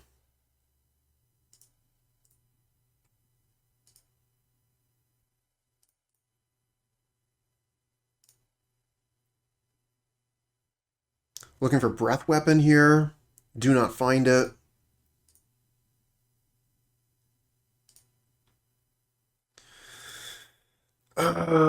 So they just have Chainer's Edict coming back now. They can also just kill us with Pestilence. 1, 2, 3, 4, 5, 6.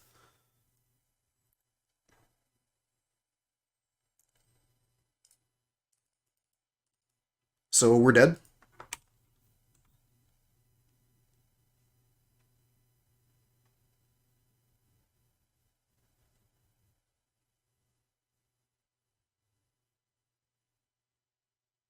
Oh, yeah, I wasn't thinking about that either. Like, our Fractal token just lets them Pestilence kill. Yeah. I mean, it didn't matter what we were going to do there. We were just dead regardless. All right, let's bring in Annul. Let's bring in Breath Weapon. Bring in Negate. I like Fire Ice. Not a huge fan of Dispel. Not a huge fan of Lose Focus here.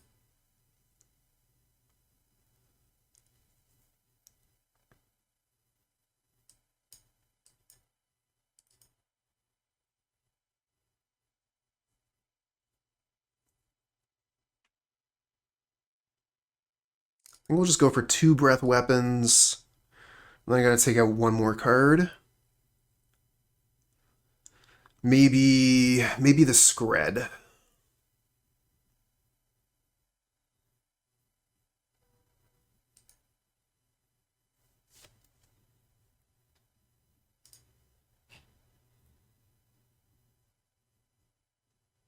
Yeah, we'll keep this. Get to Preordain turn 1. Then turn 2 we have Negate. Okay, I like the Ash Barons. Counterspell's fine too.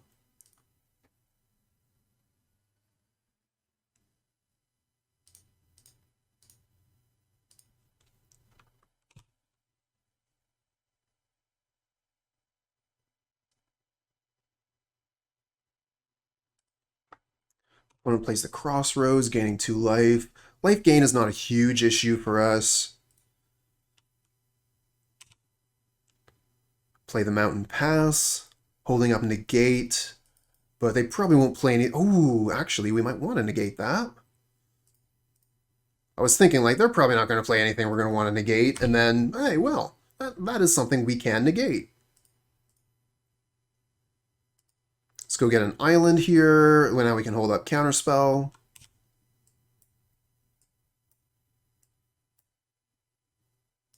Lone Missionary. I don't think that is counterworthy.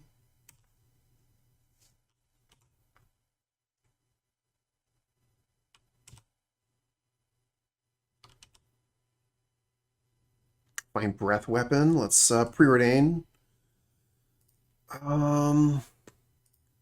Bottom, top.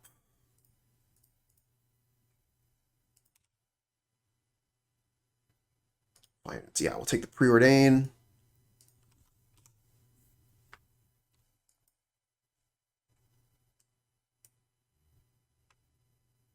Chainer's Edict. We lose the Augur of Bolus.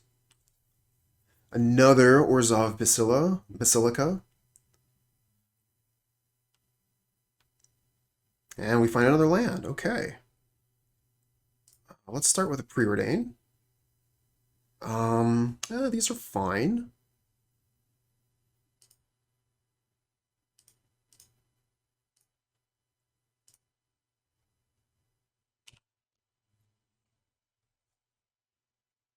Get some chances to cast some spells here. I think we just take this. Dawnbringer Cleric does not die to Breath Weapon.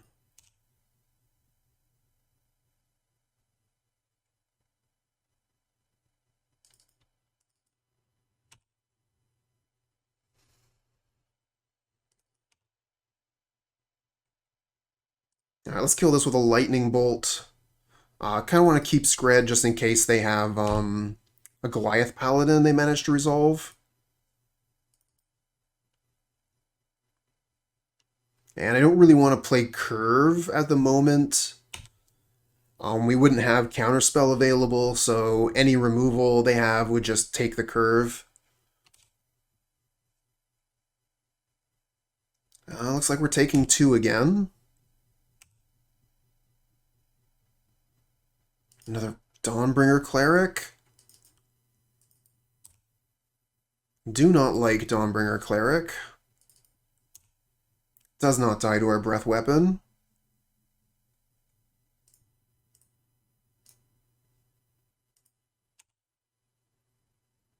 Another Curve.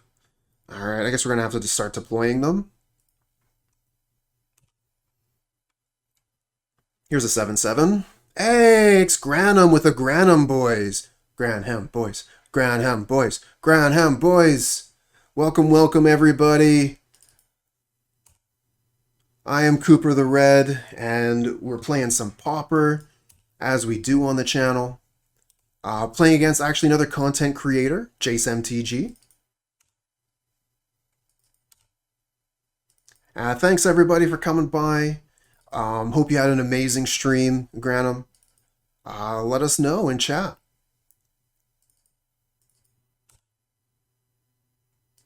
It was terrible. I'm sorry to hear that.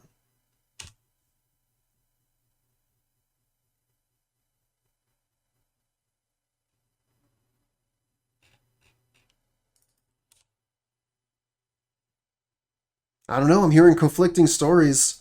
Here was the best stream ever.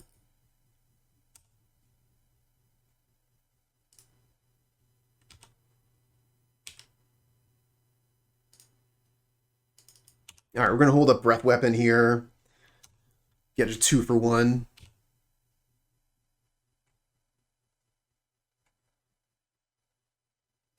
Okay, so they're going to scry on upkeep with Omen of the Dead.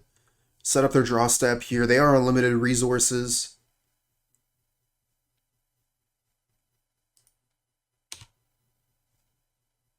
And we're going to take 1 damage here is the plan. Let's Breath Weapon away these critters, or at least most of them. Just take the 1 now. And back to us. Okay. Ooh, Tolarian Terror. That's what I'm talking about. If we want to play both of these, we don't get to hold up Counterspell, which kind of sucks.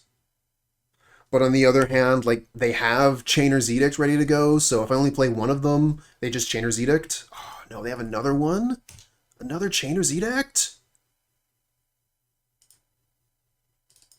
1, 2, 3, 4, 5, 6. Oh my god, so many Chainer's Edicts.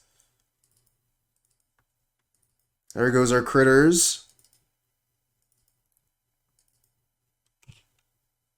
It's going to be really tough to do anything here with opponent just having infinite removal. Frantic Inventory. Here's another Tolarian Terror. Have a counterspell for 1 Edict.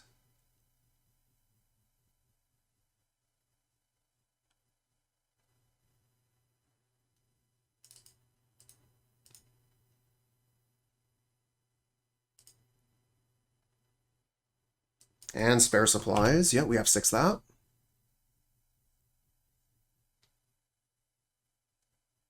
They have no cards left in hand currently, but they do have another 2 Chainer's Edicts in the graveyard, and we just drew Ash Barrens.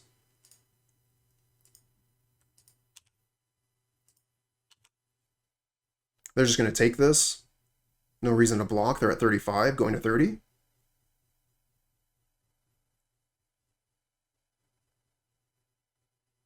Alright, here comes Counterspell. Empty-handed. And they have another Chainer's Edict in the graveyard. Bojuka Bog gets rid of our graveyard. So any future Tolarian Terrors are going to be full price. And we'll take 1 down to 10. Find another land. Don't know if I even should have played. I should not have even played that, to be honest. Should have left that in hand. Now the opponent knows that their Chainer's Edict is going to resolve.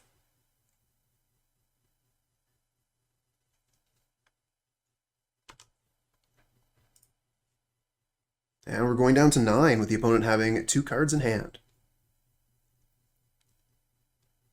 I mean, Bog is so-so versus us. It you know, reduces the cost, or it increases the cost of terror.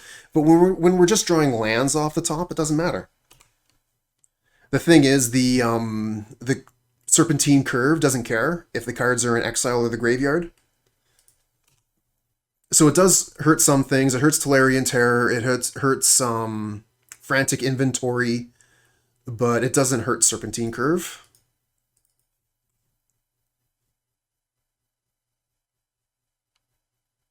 All right, how about another Breath Weapon here?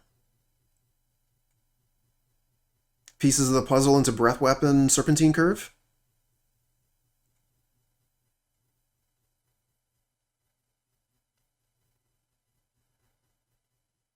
Or another land. Give them the GG in chat.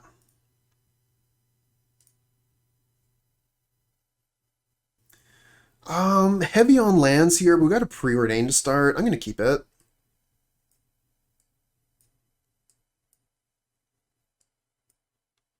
Opponent is on the mulligan.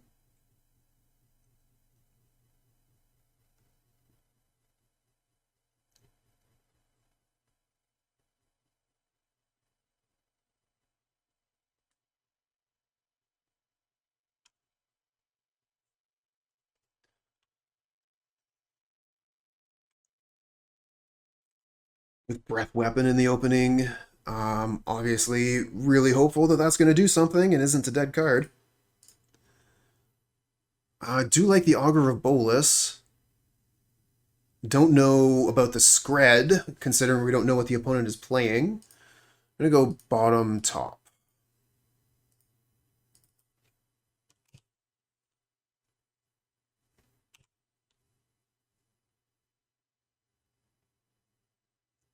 Versus Power Plant. Breath Weapon, probably not going to be very good.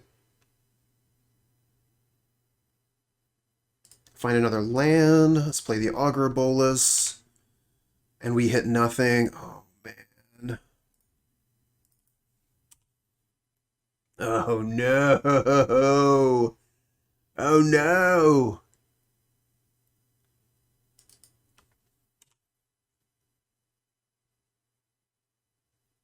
Ancient Stirrings revealing which Urza land? Urza Mine. Plays the Urza's Mine. And Expedition map, so they're going to have Tron in no time. This is not good, friends. Not good at all.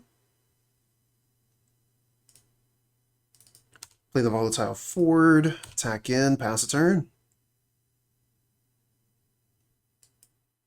I mean, yeah, it did bottom some lands.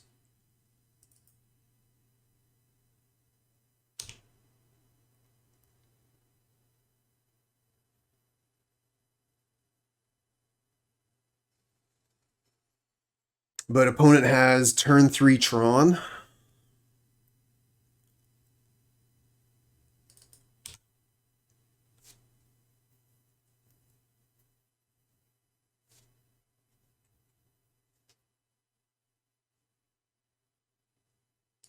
Another Ancient Stirrings.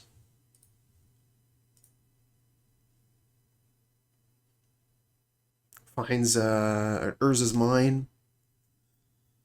So they're going to have even more mana next turn.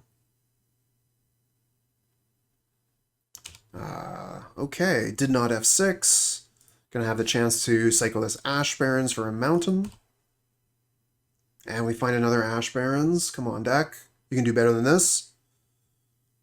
Tolarian Terror costs 6 mana. We just don't have enough. No counter magic, no draw spells.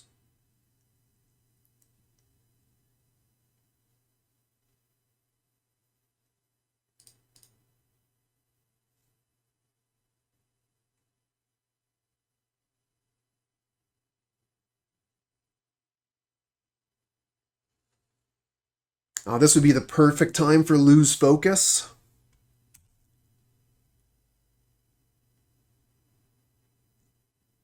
Could lose focus, counter both of these. Instead, they get to resolve both. So Ancient Stirrings reveals Chromatic Star. But yeah, this thing here, like, how are we supposed to deal with a 7/7?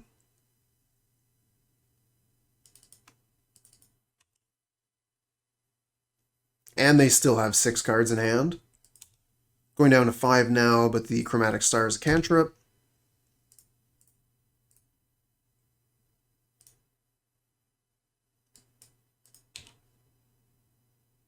Frantic Inventory.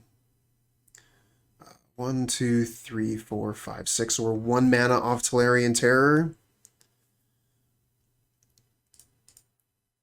I'm going to cast a Frantic Inventory now, find an island, pass back.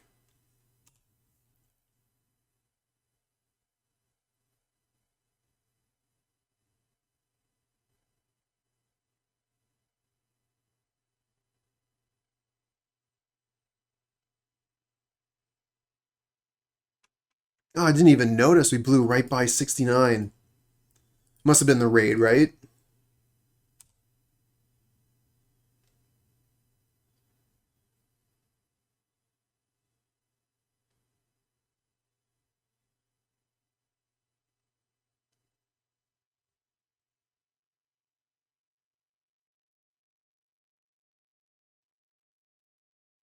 Alright, what else? Fengren Marauder.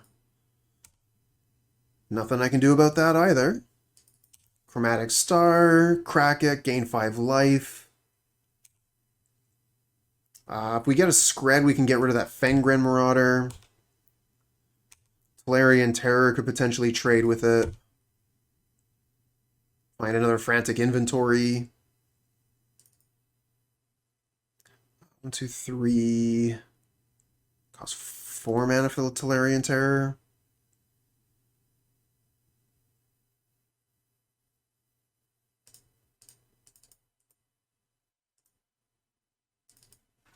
And Lightning Bolt Breath Weapon could get rid of the Fengren Marauder.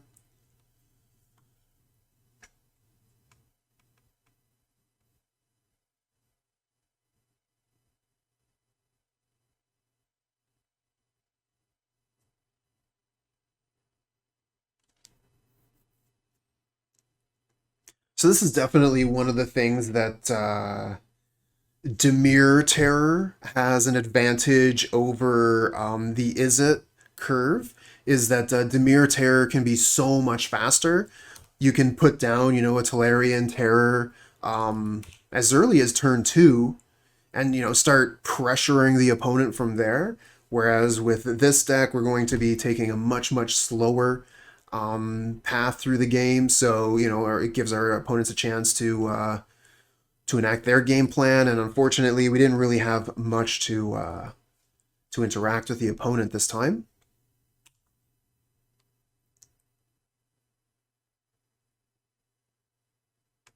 Hopefully, we'll do better games 2 and 3.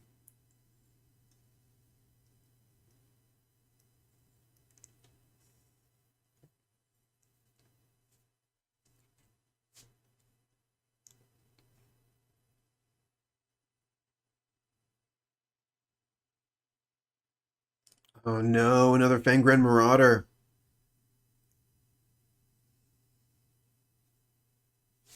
Oh wow, they're attacking with everything here.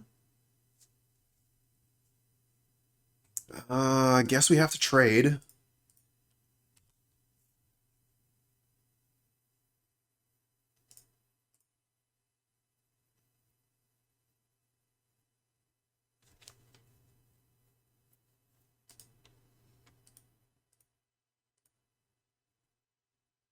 Just lands for days.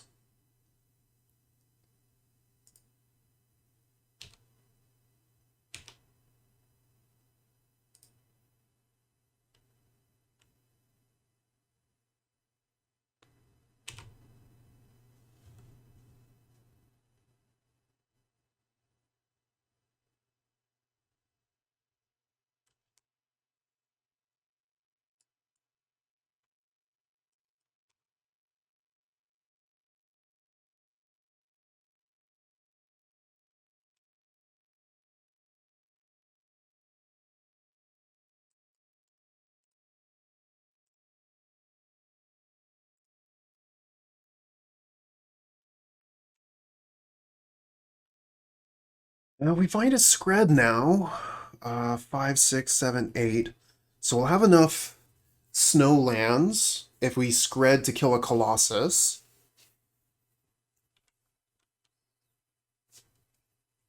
Regardless, like opponent has 5 cards in hand. We have 3 islands in hand. Not looking good. Oh wow, Pulse of Marasa, get back the Fangren Marauder. I think they probably wanted to do that on their main step though, so they wouldn't waste any mana. Don't really like the way they tapped for that. That's alright. Underworld Rage Hand, we got a blocker, pass a turn.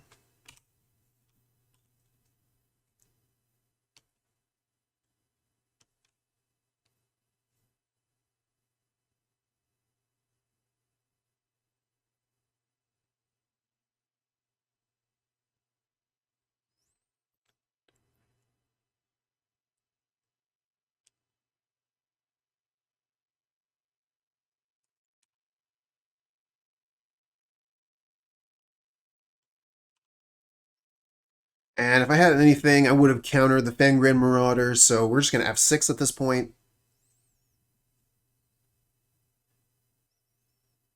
And if the opponent has any kind of removal for a Rage Hound, this game is over. No, looks like just combat. An interesting thing opponent could have done here was no attacks, and then I have to attack with Rage Hound, go no blocks, and then I just don't have a blocker for next time.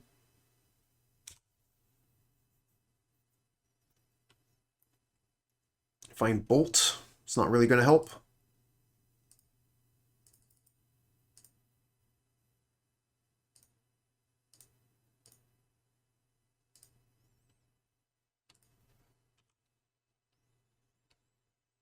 Well, actually, the Lightning Bolt allows us to kill the Colossus. So that's not the worst.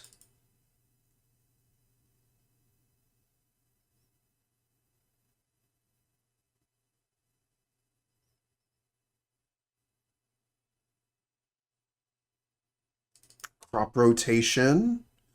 I guess they could get that white land that gives a creature protection from a color. They could give their Colossus protection from red. Okay, now they just go for Crystal Grotto. Another Scry. They sacrificed Crystal Grotto to crop rotation for a Crystal Grotto to Scry.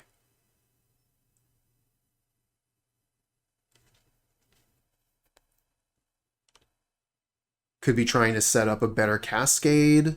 Could just be trying to set up a better draw for next turn. Is this boarding party?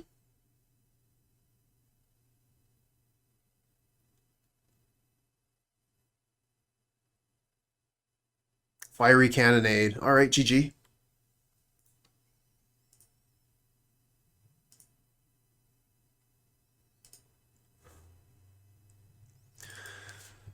All right.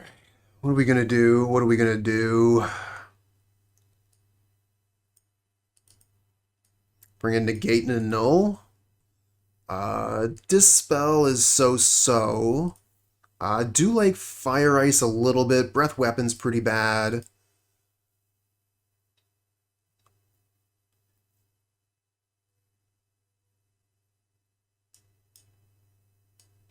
So we could do like this. I just don't think the other cards are really going to help very much. Like, we don't want to curfew our opponent's creatures when they're Cascaders. Hydroblast, Pyroblast, not really going to do very much.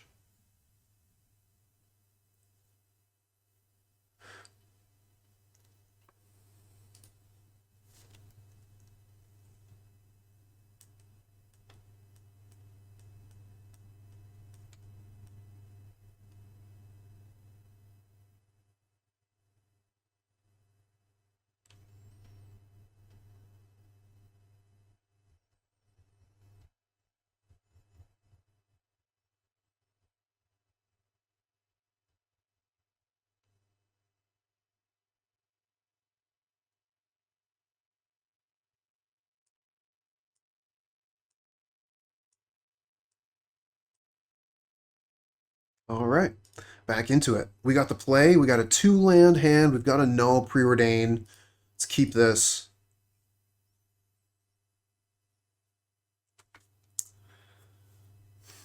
Kind of just want to keep up a Null so that we can counter the map.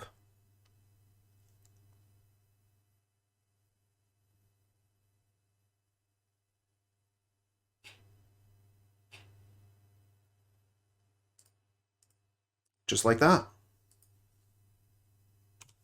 One of opponent. Haha, it's a one of. Preordain. I should have done this first. I should have used Theater first.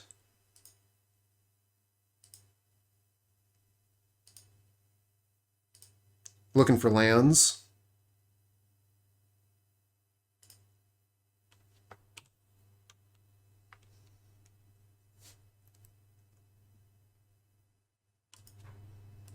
Another Urza land. And another Expedition map. So they are going to have Tron online. Next turn.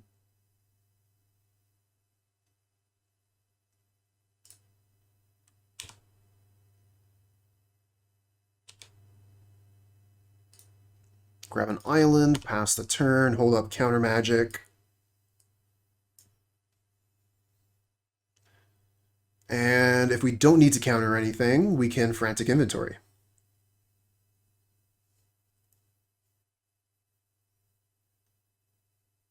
So the opponent has the Expedition map here to go get their last Tron piece, which will produce 3 mana once it goes onto the board. Wish I could counter this. Very few stifles in Pauper. I think the only one that exists is the Mirror Shell Crab.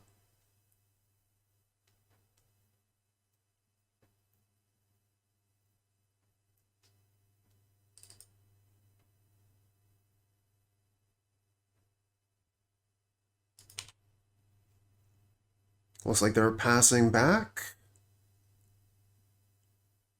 Another Expedition map. Oh, that's heinous. That gives them colored mana or another tower.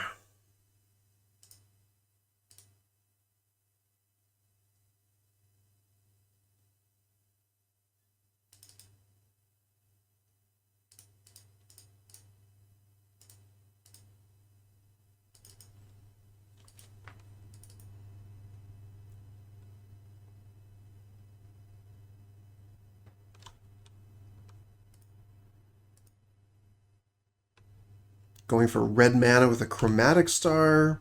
They might have a pyroblast for my counterspell, so they can resolve the expedition map. They won't be able to crack it though this turn. Okay, so yeah, they do red elemental blast my counterspell. They get the map, but they cannot crack it. We find another terror. We have 3 cards currently, so they cost 4 apiece. And once again, I'm kind of stuck without being able to play a land this turn. If I pieces of the puzzle, I just don't have anything. I think I have to hold up lose focus here so that I could potentially counter a Maelstrom Colossus along with whatever they cascade into. Oh no, and all this mana? They actually have enough. So I'll have to just full-on counter the Maelstrom Colossus here. What do they reveal? Reveal Fiery Cannonade? Okay, that's fine. Don't need to counter that. So yeah, they have 2 mana up, so we can just lose focus, replicated.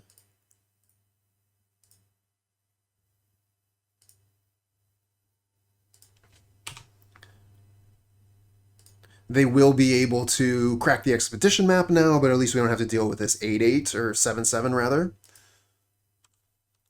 And this time we hit our land. So let's see here, we have 4 cards, so these cost 3 apiece currently. With pieces of the puzzle, we might be able to land a terror.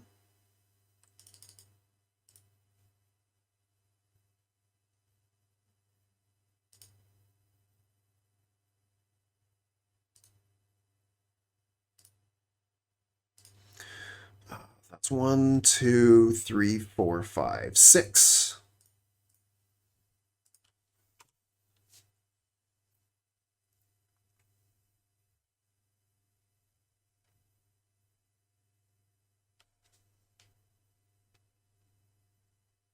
So I think the plan here is just to start playing out our stuff. If we draw land, I'll probably go Terror Curve, just to try and clock the opponent. But we'll see what they play out and what we draw.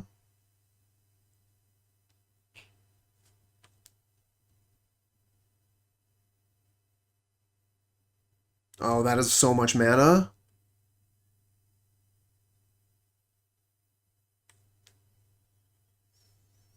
Come on, you can't play the 10-10 trample yet. It's not out yet.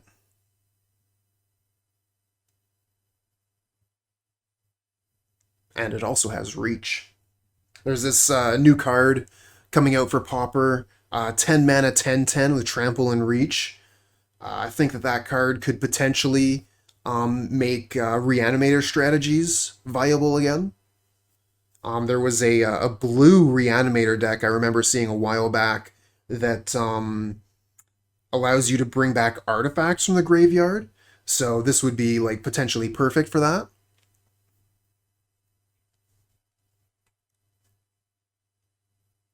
Start with a Preordain. Find Izzet Boilerworks and negate. I do want lands.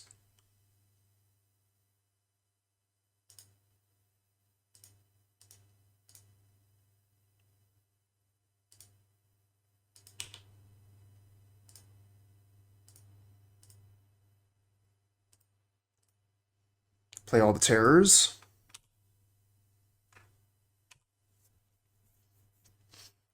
Can sacrifice a couple of islands, just let this crash in, then we can crash in and play a curve and just hope that our creatures are enough to win through combats.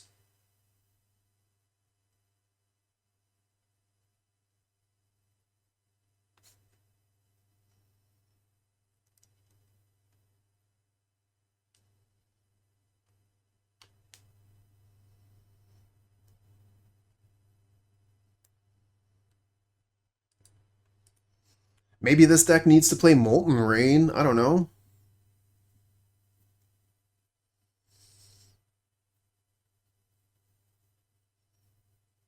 Fire Ice might be nice. Be able to tap the Crusher next turn before it eliminates us. Oh, Fengram Marauder, whatever.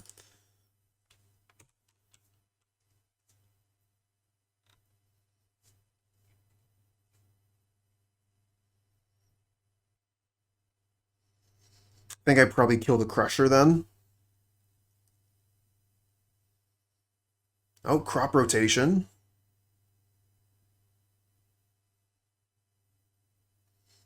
They got rid of the mismatched Tron land with Crop Rotation for a Haunted Fengraf.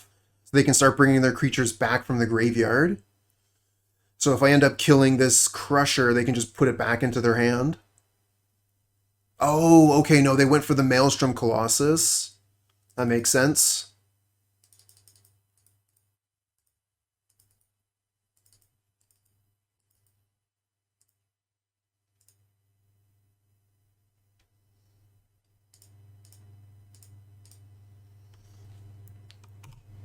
I think it's worth it to take this thing off the table.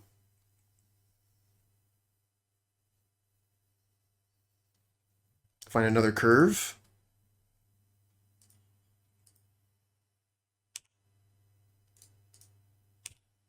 Attack for 10.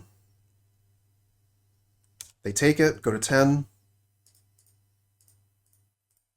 And we'll play Serpentine Curve. We get an 8/8.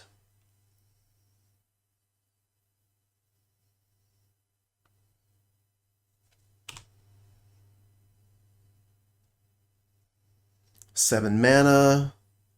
Make it 9.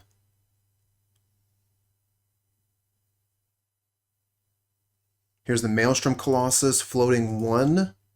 Interesting choice. I guess that makes sense. You have colored mana with this. What do you flip into? Crop Rotation? And they do cast it, sacrificing the Urza's Mine in order to find maybe another tower? Yeah, another tower. So they get, untapped tower. So they have 3, 4, 5 mana potentially here. Play Expedition Map. They have 1 card left in hand.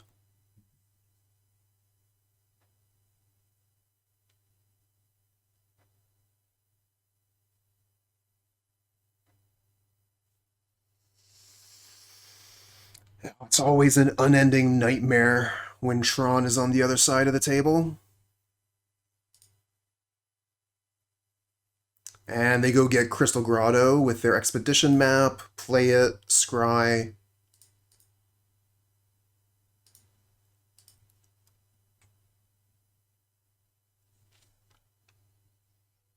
And they can't attack, so I guess it's back to my turn.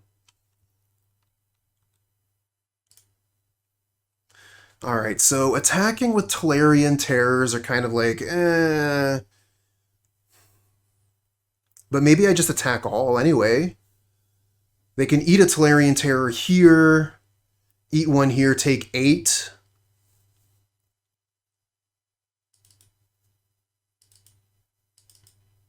Or do I only attack with a Fractal? Kind of leaning towards attack all.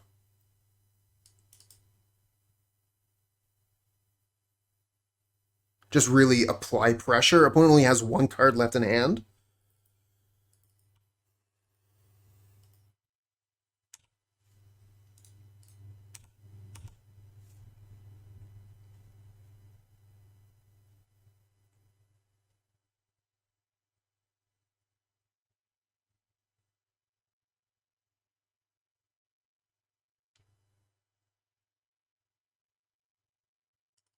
Okay. Smash for big damage. Put him to 2. Play another curve. Now I have a 9/9.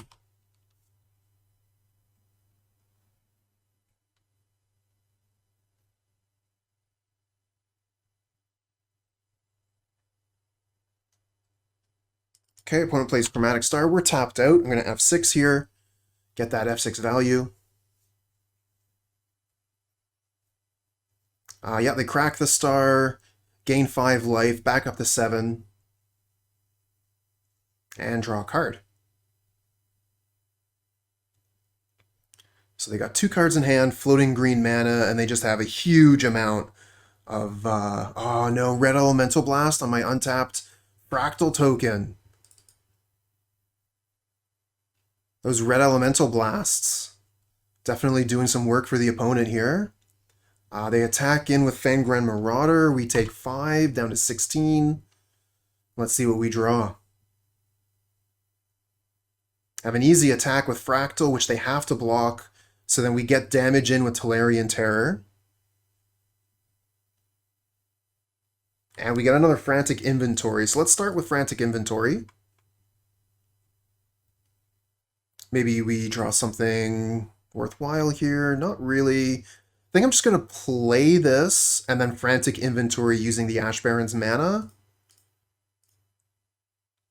Find pieces of the puzzle and Izzet Boiler Works. So let's see here. We attack both. They have to block Fractal here. We put them to 2.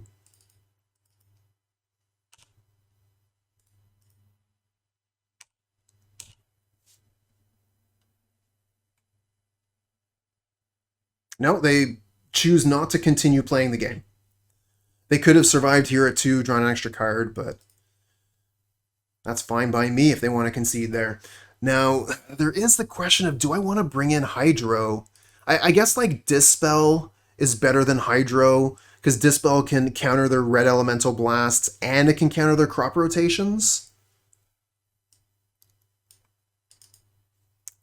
And I'm feeling like Lightning Bolt is just really not a very good card. So maybe I take the Lightning Bolts out and put in some Hydros so I have something to counter their red elemental blasts with.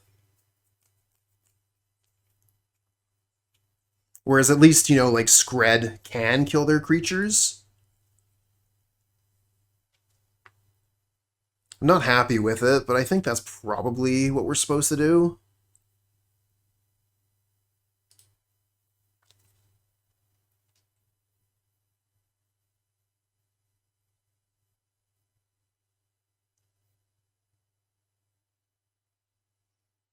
That is true too. Lightning Bolt can go to face. Fire Eyes, I mean, whatever. I think this hand is definitely keepable.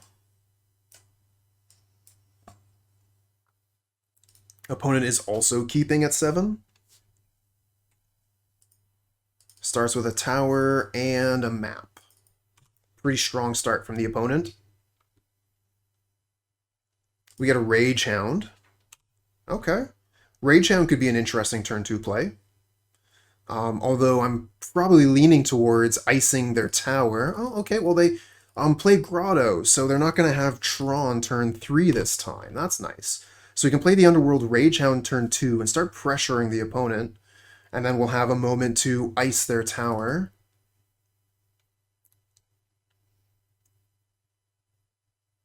Later. Opponent still has 8 minutes, 30 seconds on their clock. Should be plenty of time to finish the game, but we'll see. Are they immediately using the Expedition map here? No, they're going for Ancient Stirrings. That makes way more sense. Going to want to try and find the second Tron land before you know what to get with the Expedition map as your third, and they find Maelstrom Colossus. We find Tolarian Terror. Alright, so let's play the Mountain and the Rage Hound.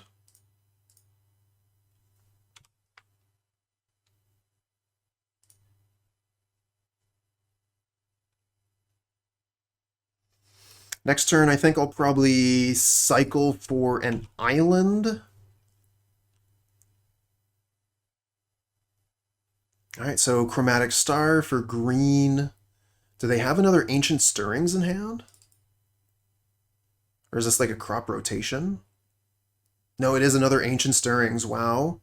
And they find, oh, they find a second tower. Okay, so they're still a ways away from Tron here, it seems.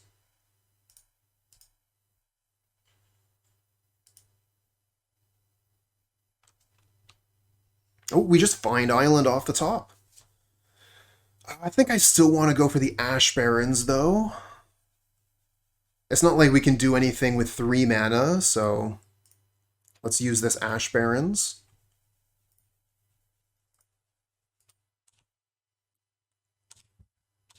And then we're also hiding the maximum amount of information this way.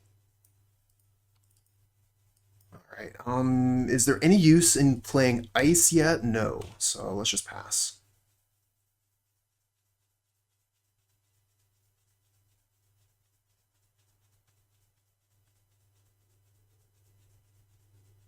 Alright, they're using the Expedition map.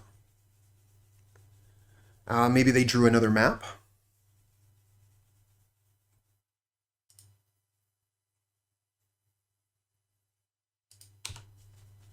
Oh, no play on map here. Maybe they're fearing counter magic.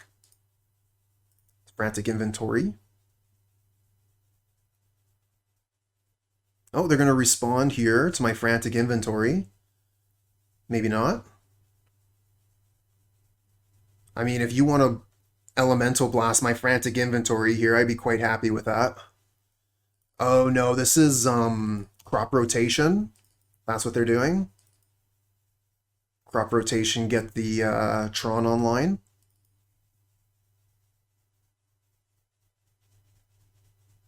Do you sacrifice the tower or the Crystal Grotto? Hey, Stream Team. They sacrifice the Crystal Grotto. So yeah, keeping maximum mana here.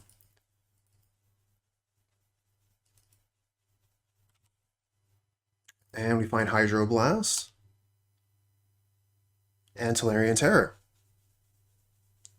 Ah, sorry to hear that, friend. These Tolarian Terrors aren't ready to be cast yet. I do want to keep mana up for, I think, Ice Frantic Inventory, so we'll just play the Island and pass. And on upkeep here, we will ice one of their towers. Yeah, we're just going to play the 1 league today. This is a mentally exhausting deck, and this league has gone on for a while.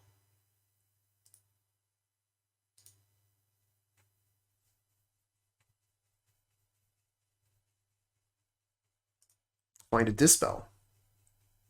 Which spell?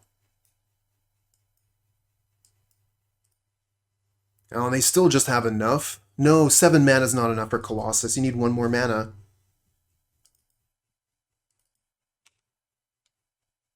Yeah, Handsome, I did get some news from work. Moving to Lunenburg.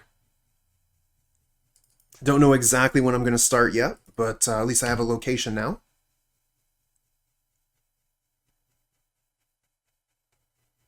Bajuka Bog.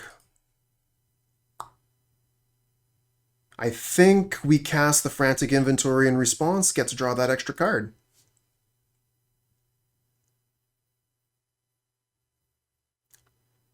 Not like we have counter magic to get rid of a Fengram Marauder anyways, so if that's what your line is here, we couldn't do anything about it anyway.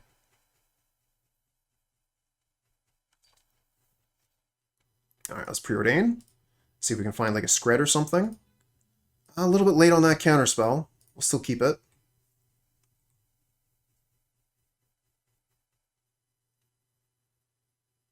And I think I'll play the Theater here to take a land out of the deck.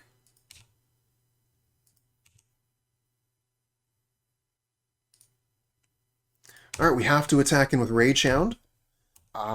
Be pretty risky to block here. Because then we could kill their creature with a Lightning Bolt. Alright. They don't know we took the Lightning Bolts out.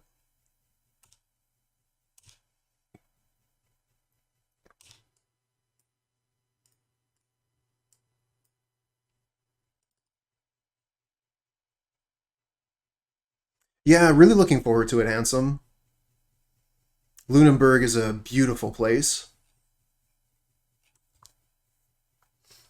Alright, so here's the Colossus. Let's see what it cascades into. Another Fengram Marauder. Gross. Alright, let's counter the 7/7.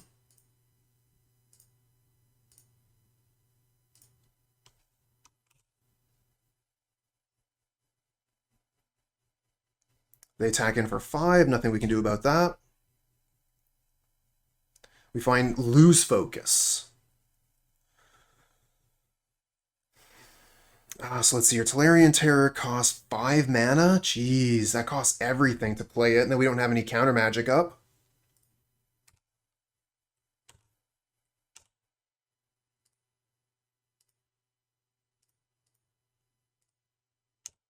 Yeah, they go down to 8.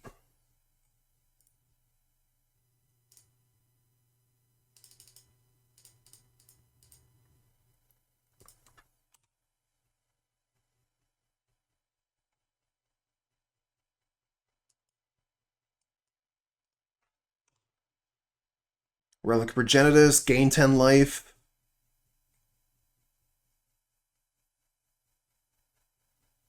Oh, it doesn't because it exiles itself.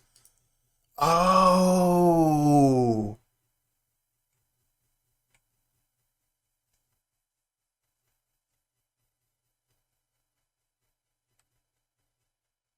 Another Colossus, revealing another relic.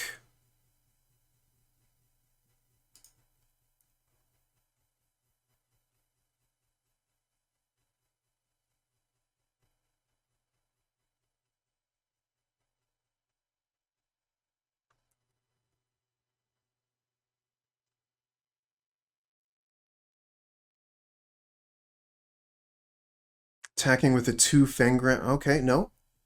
Keeping 1 back. I mean, yeah, I'm gonna kill that.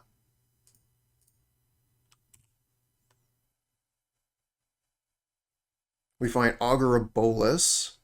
I'll start with Augur.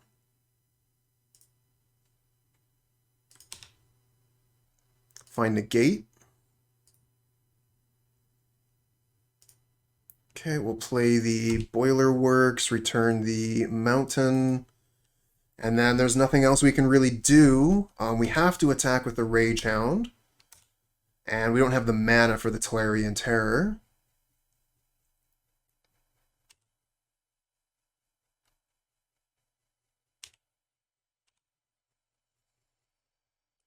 This is tricky. Opponent has 4 minutes left to kill us, and Maelstrom Colossus can make pretty quick work of it.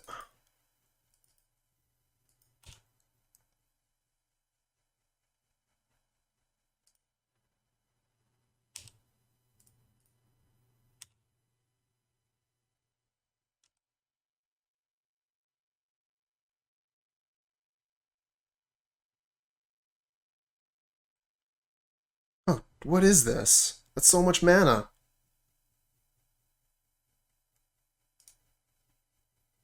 Crusher. Oh my god, and they still have so much mana left. So what is it? If we lose focus, that's 2, 4, 6, and they have 6 mana, so we cannot counter the Crusher. Damn. I think we lose this game, friends.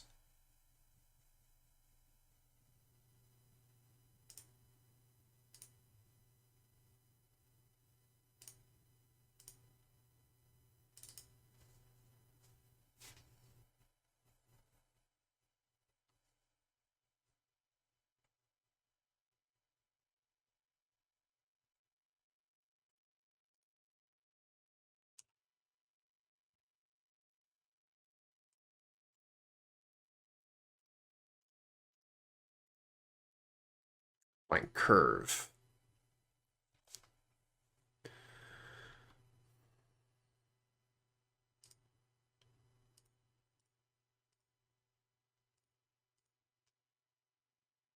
Makes an 8/8. How much does this cost? Oh, we just don't have enough for it. Oh no. We needed one more mana or one more spell in the yard. Maybe we should have thrown this Hydroblast away, but we didn't know. And now we die. GG. All they have to do is attack all. Plenty of time left on their clock for an attack all.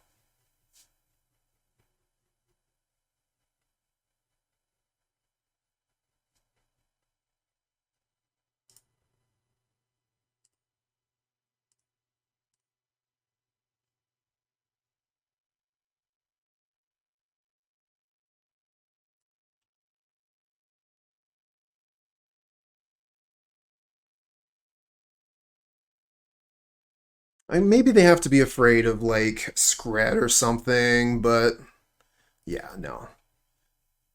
They're fine here.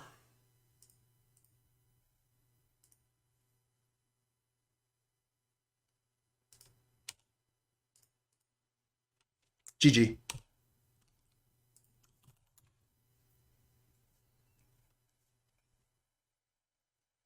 Good game.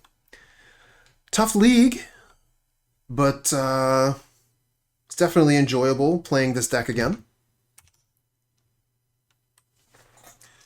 All right, so this is the deck we were playing today. Izzet Curve. I really, really enjoy this deck, but we had a pretty tough time with it today anyways.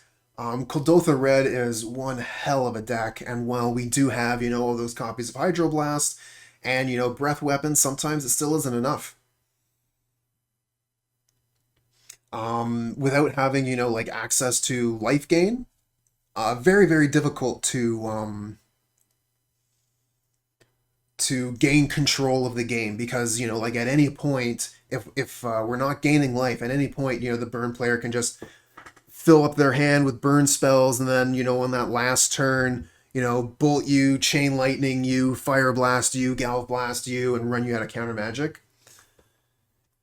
I do really like Tolarian Terror and Serpentine Curve. It's pretty difficult to find a creature that's bigger than Serpentine Curve. You can potentially even make 2020s or larger. I have in the past. Been a lot of fun. But once again, I kind of feel like the Pauper metagame is very, very strong. So playing an off-meta deck can be pretty difficult. And, as we saw from the results of our league, still, this is a rather small sample size, and in the past, I've generally done very, very well with the deck. So, yeah, take that for how you will. I still highly recommend this deck to anyone who enjoys control strategies. This is one of the bigger control decks in Pauper, having access to quite a bit of counter magic, card draw, and just some of the biggest things that you can do. But we do have to consider, like, why are we playing this over Dimir Terror? Dimir Terror gets their Tolarian Terrors down faster, they have just as much counter magic, and their removal is a little bit better. So, I mean, there is that. The one thing we do have that they don't is Curve Fling. So if you're looking for that combo finish where you can play Serpentine Curve and then throw the Fractal token at the opponent's face, then this is the deck for you.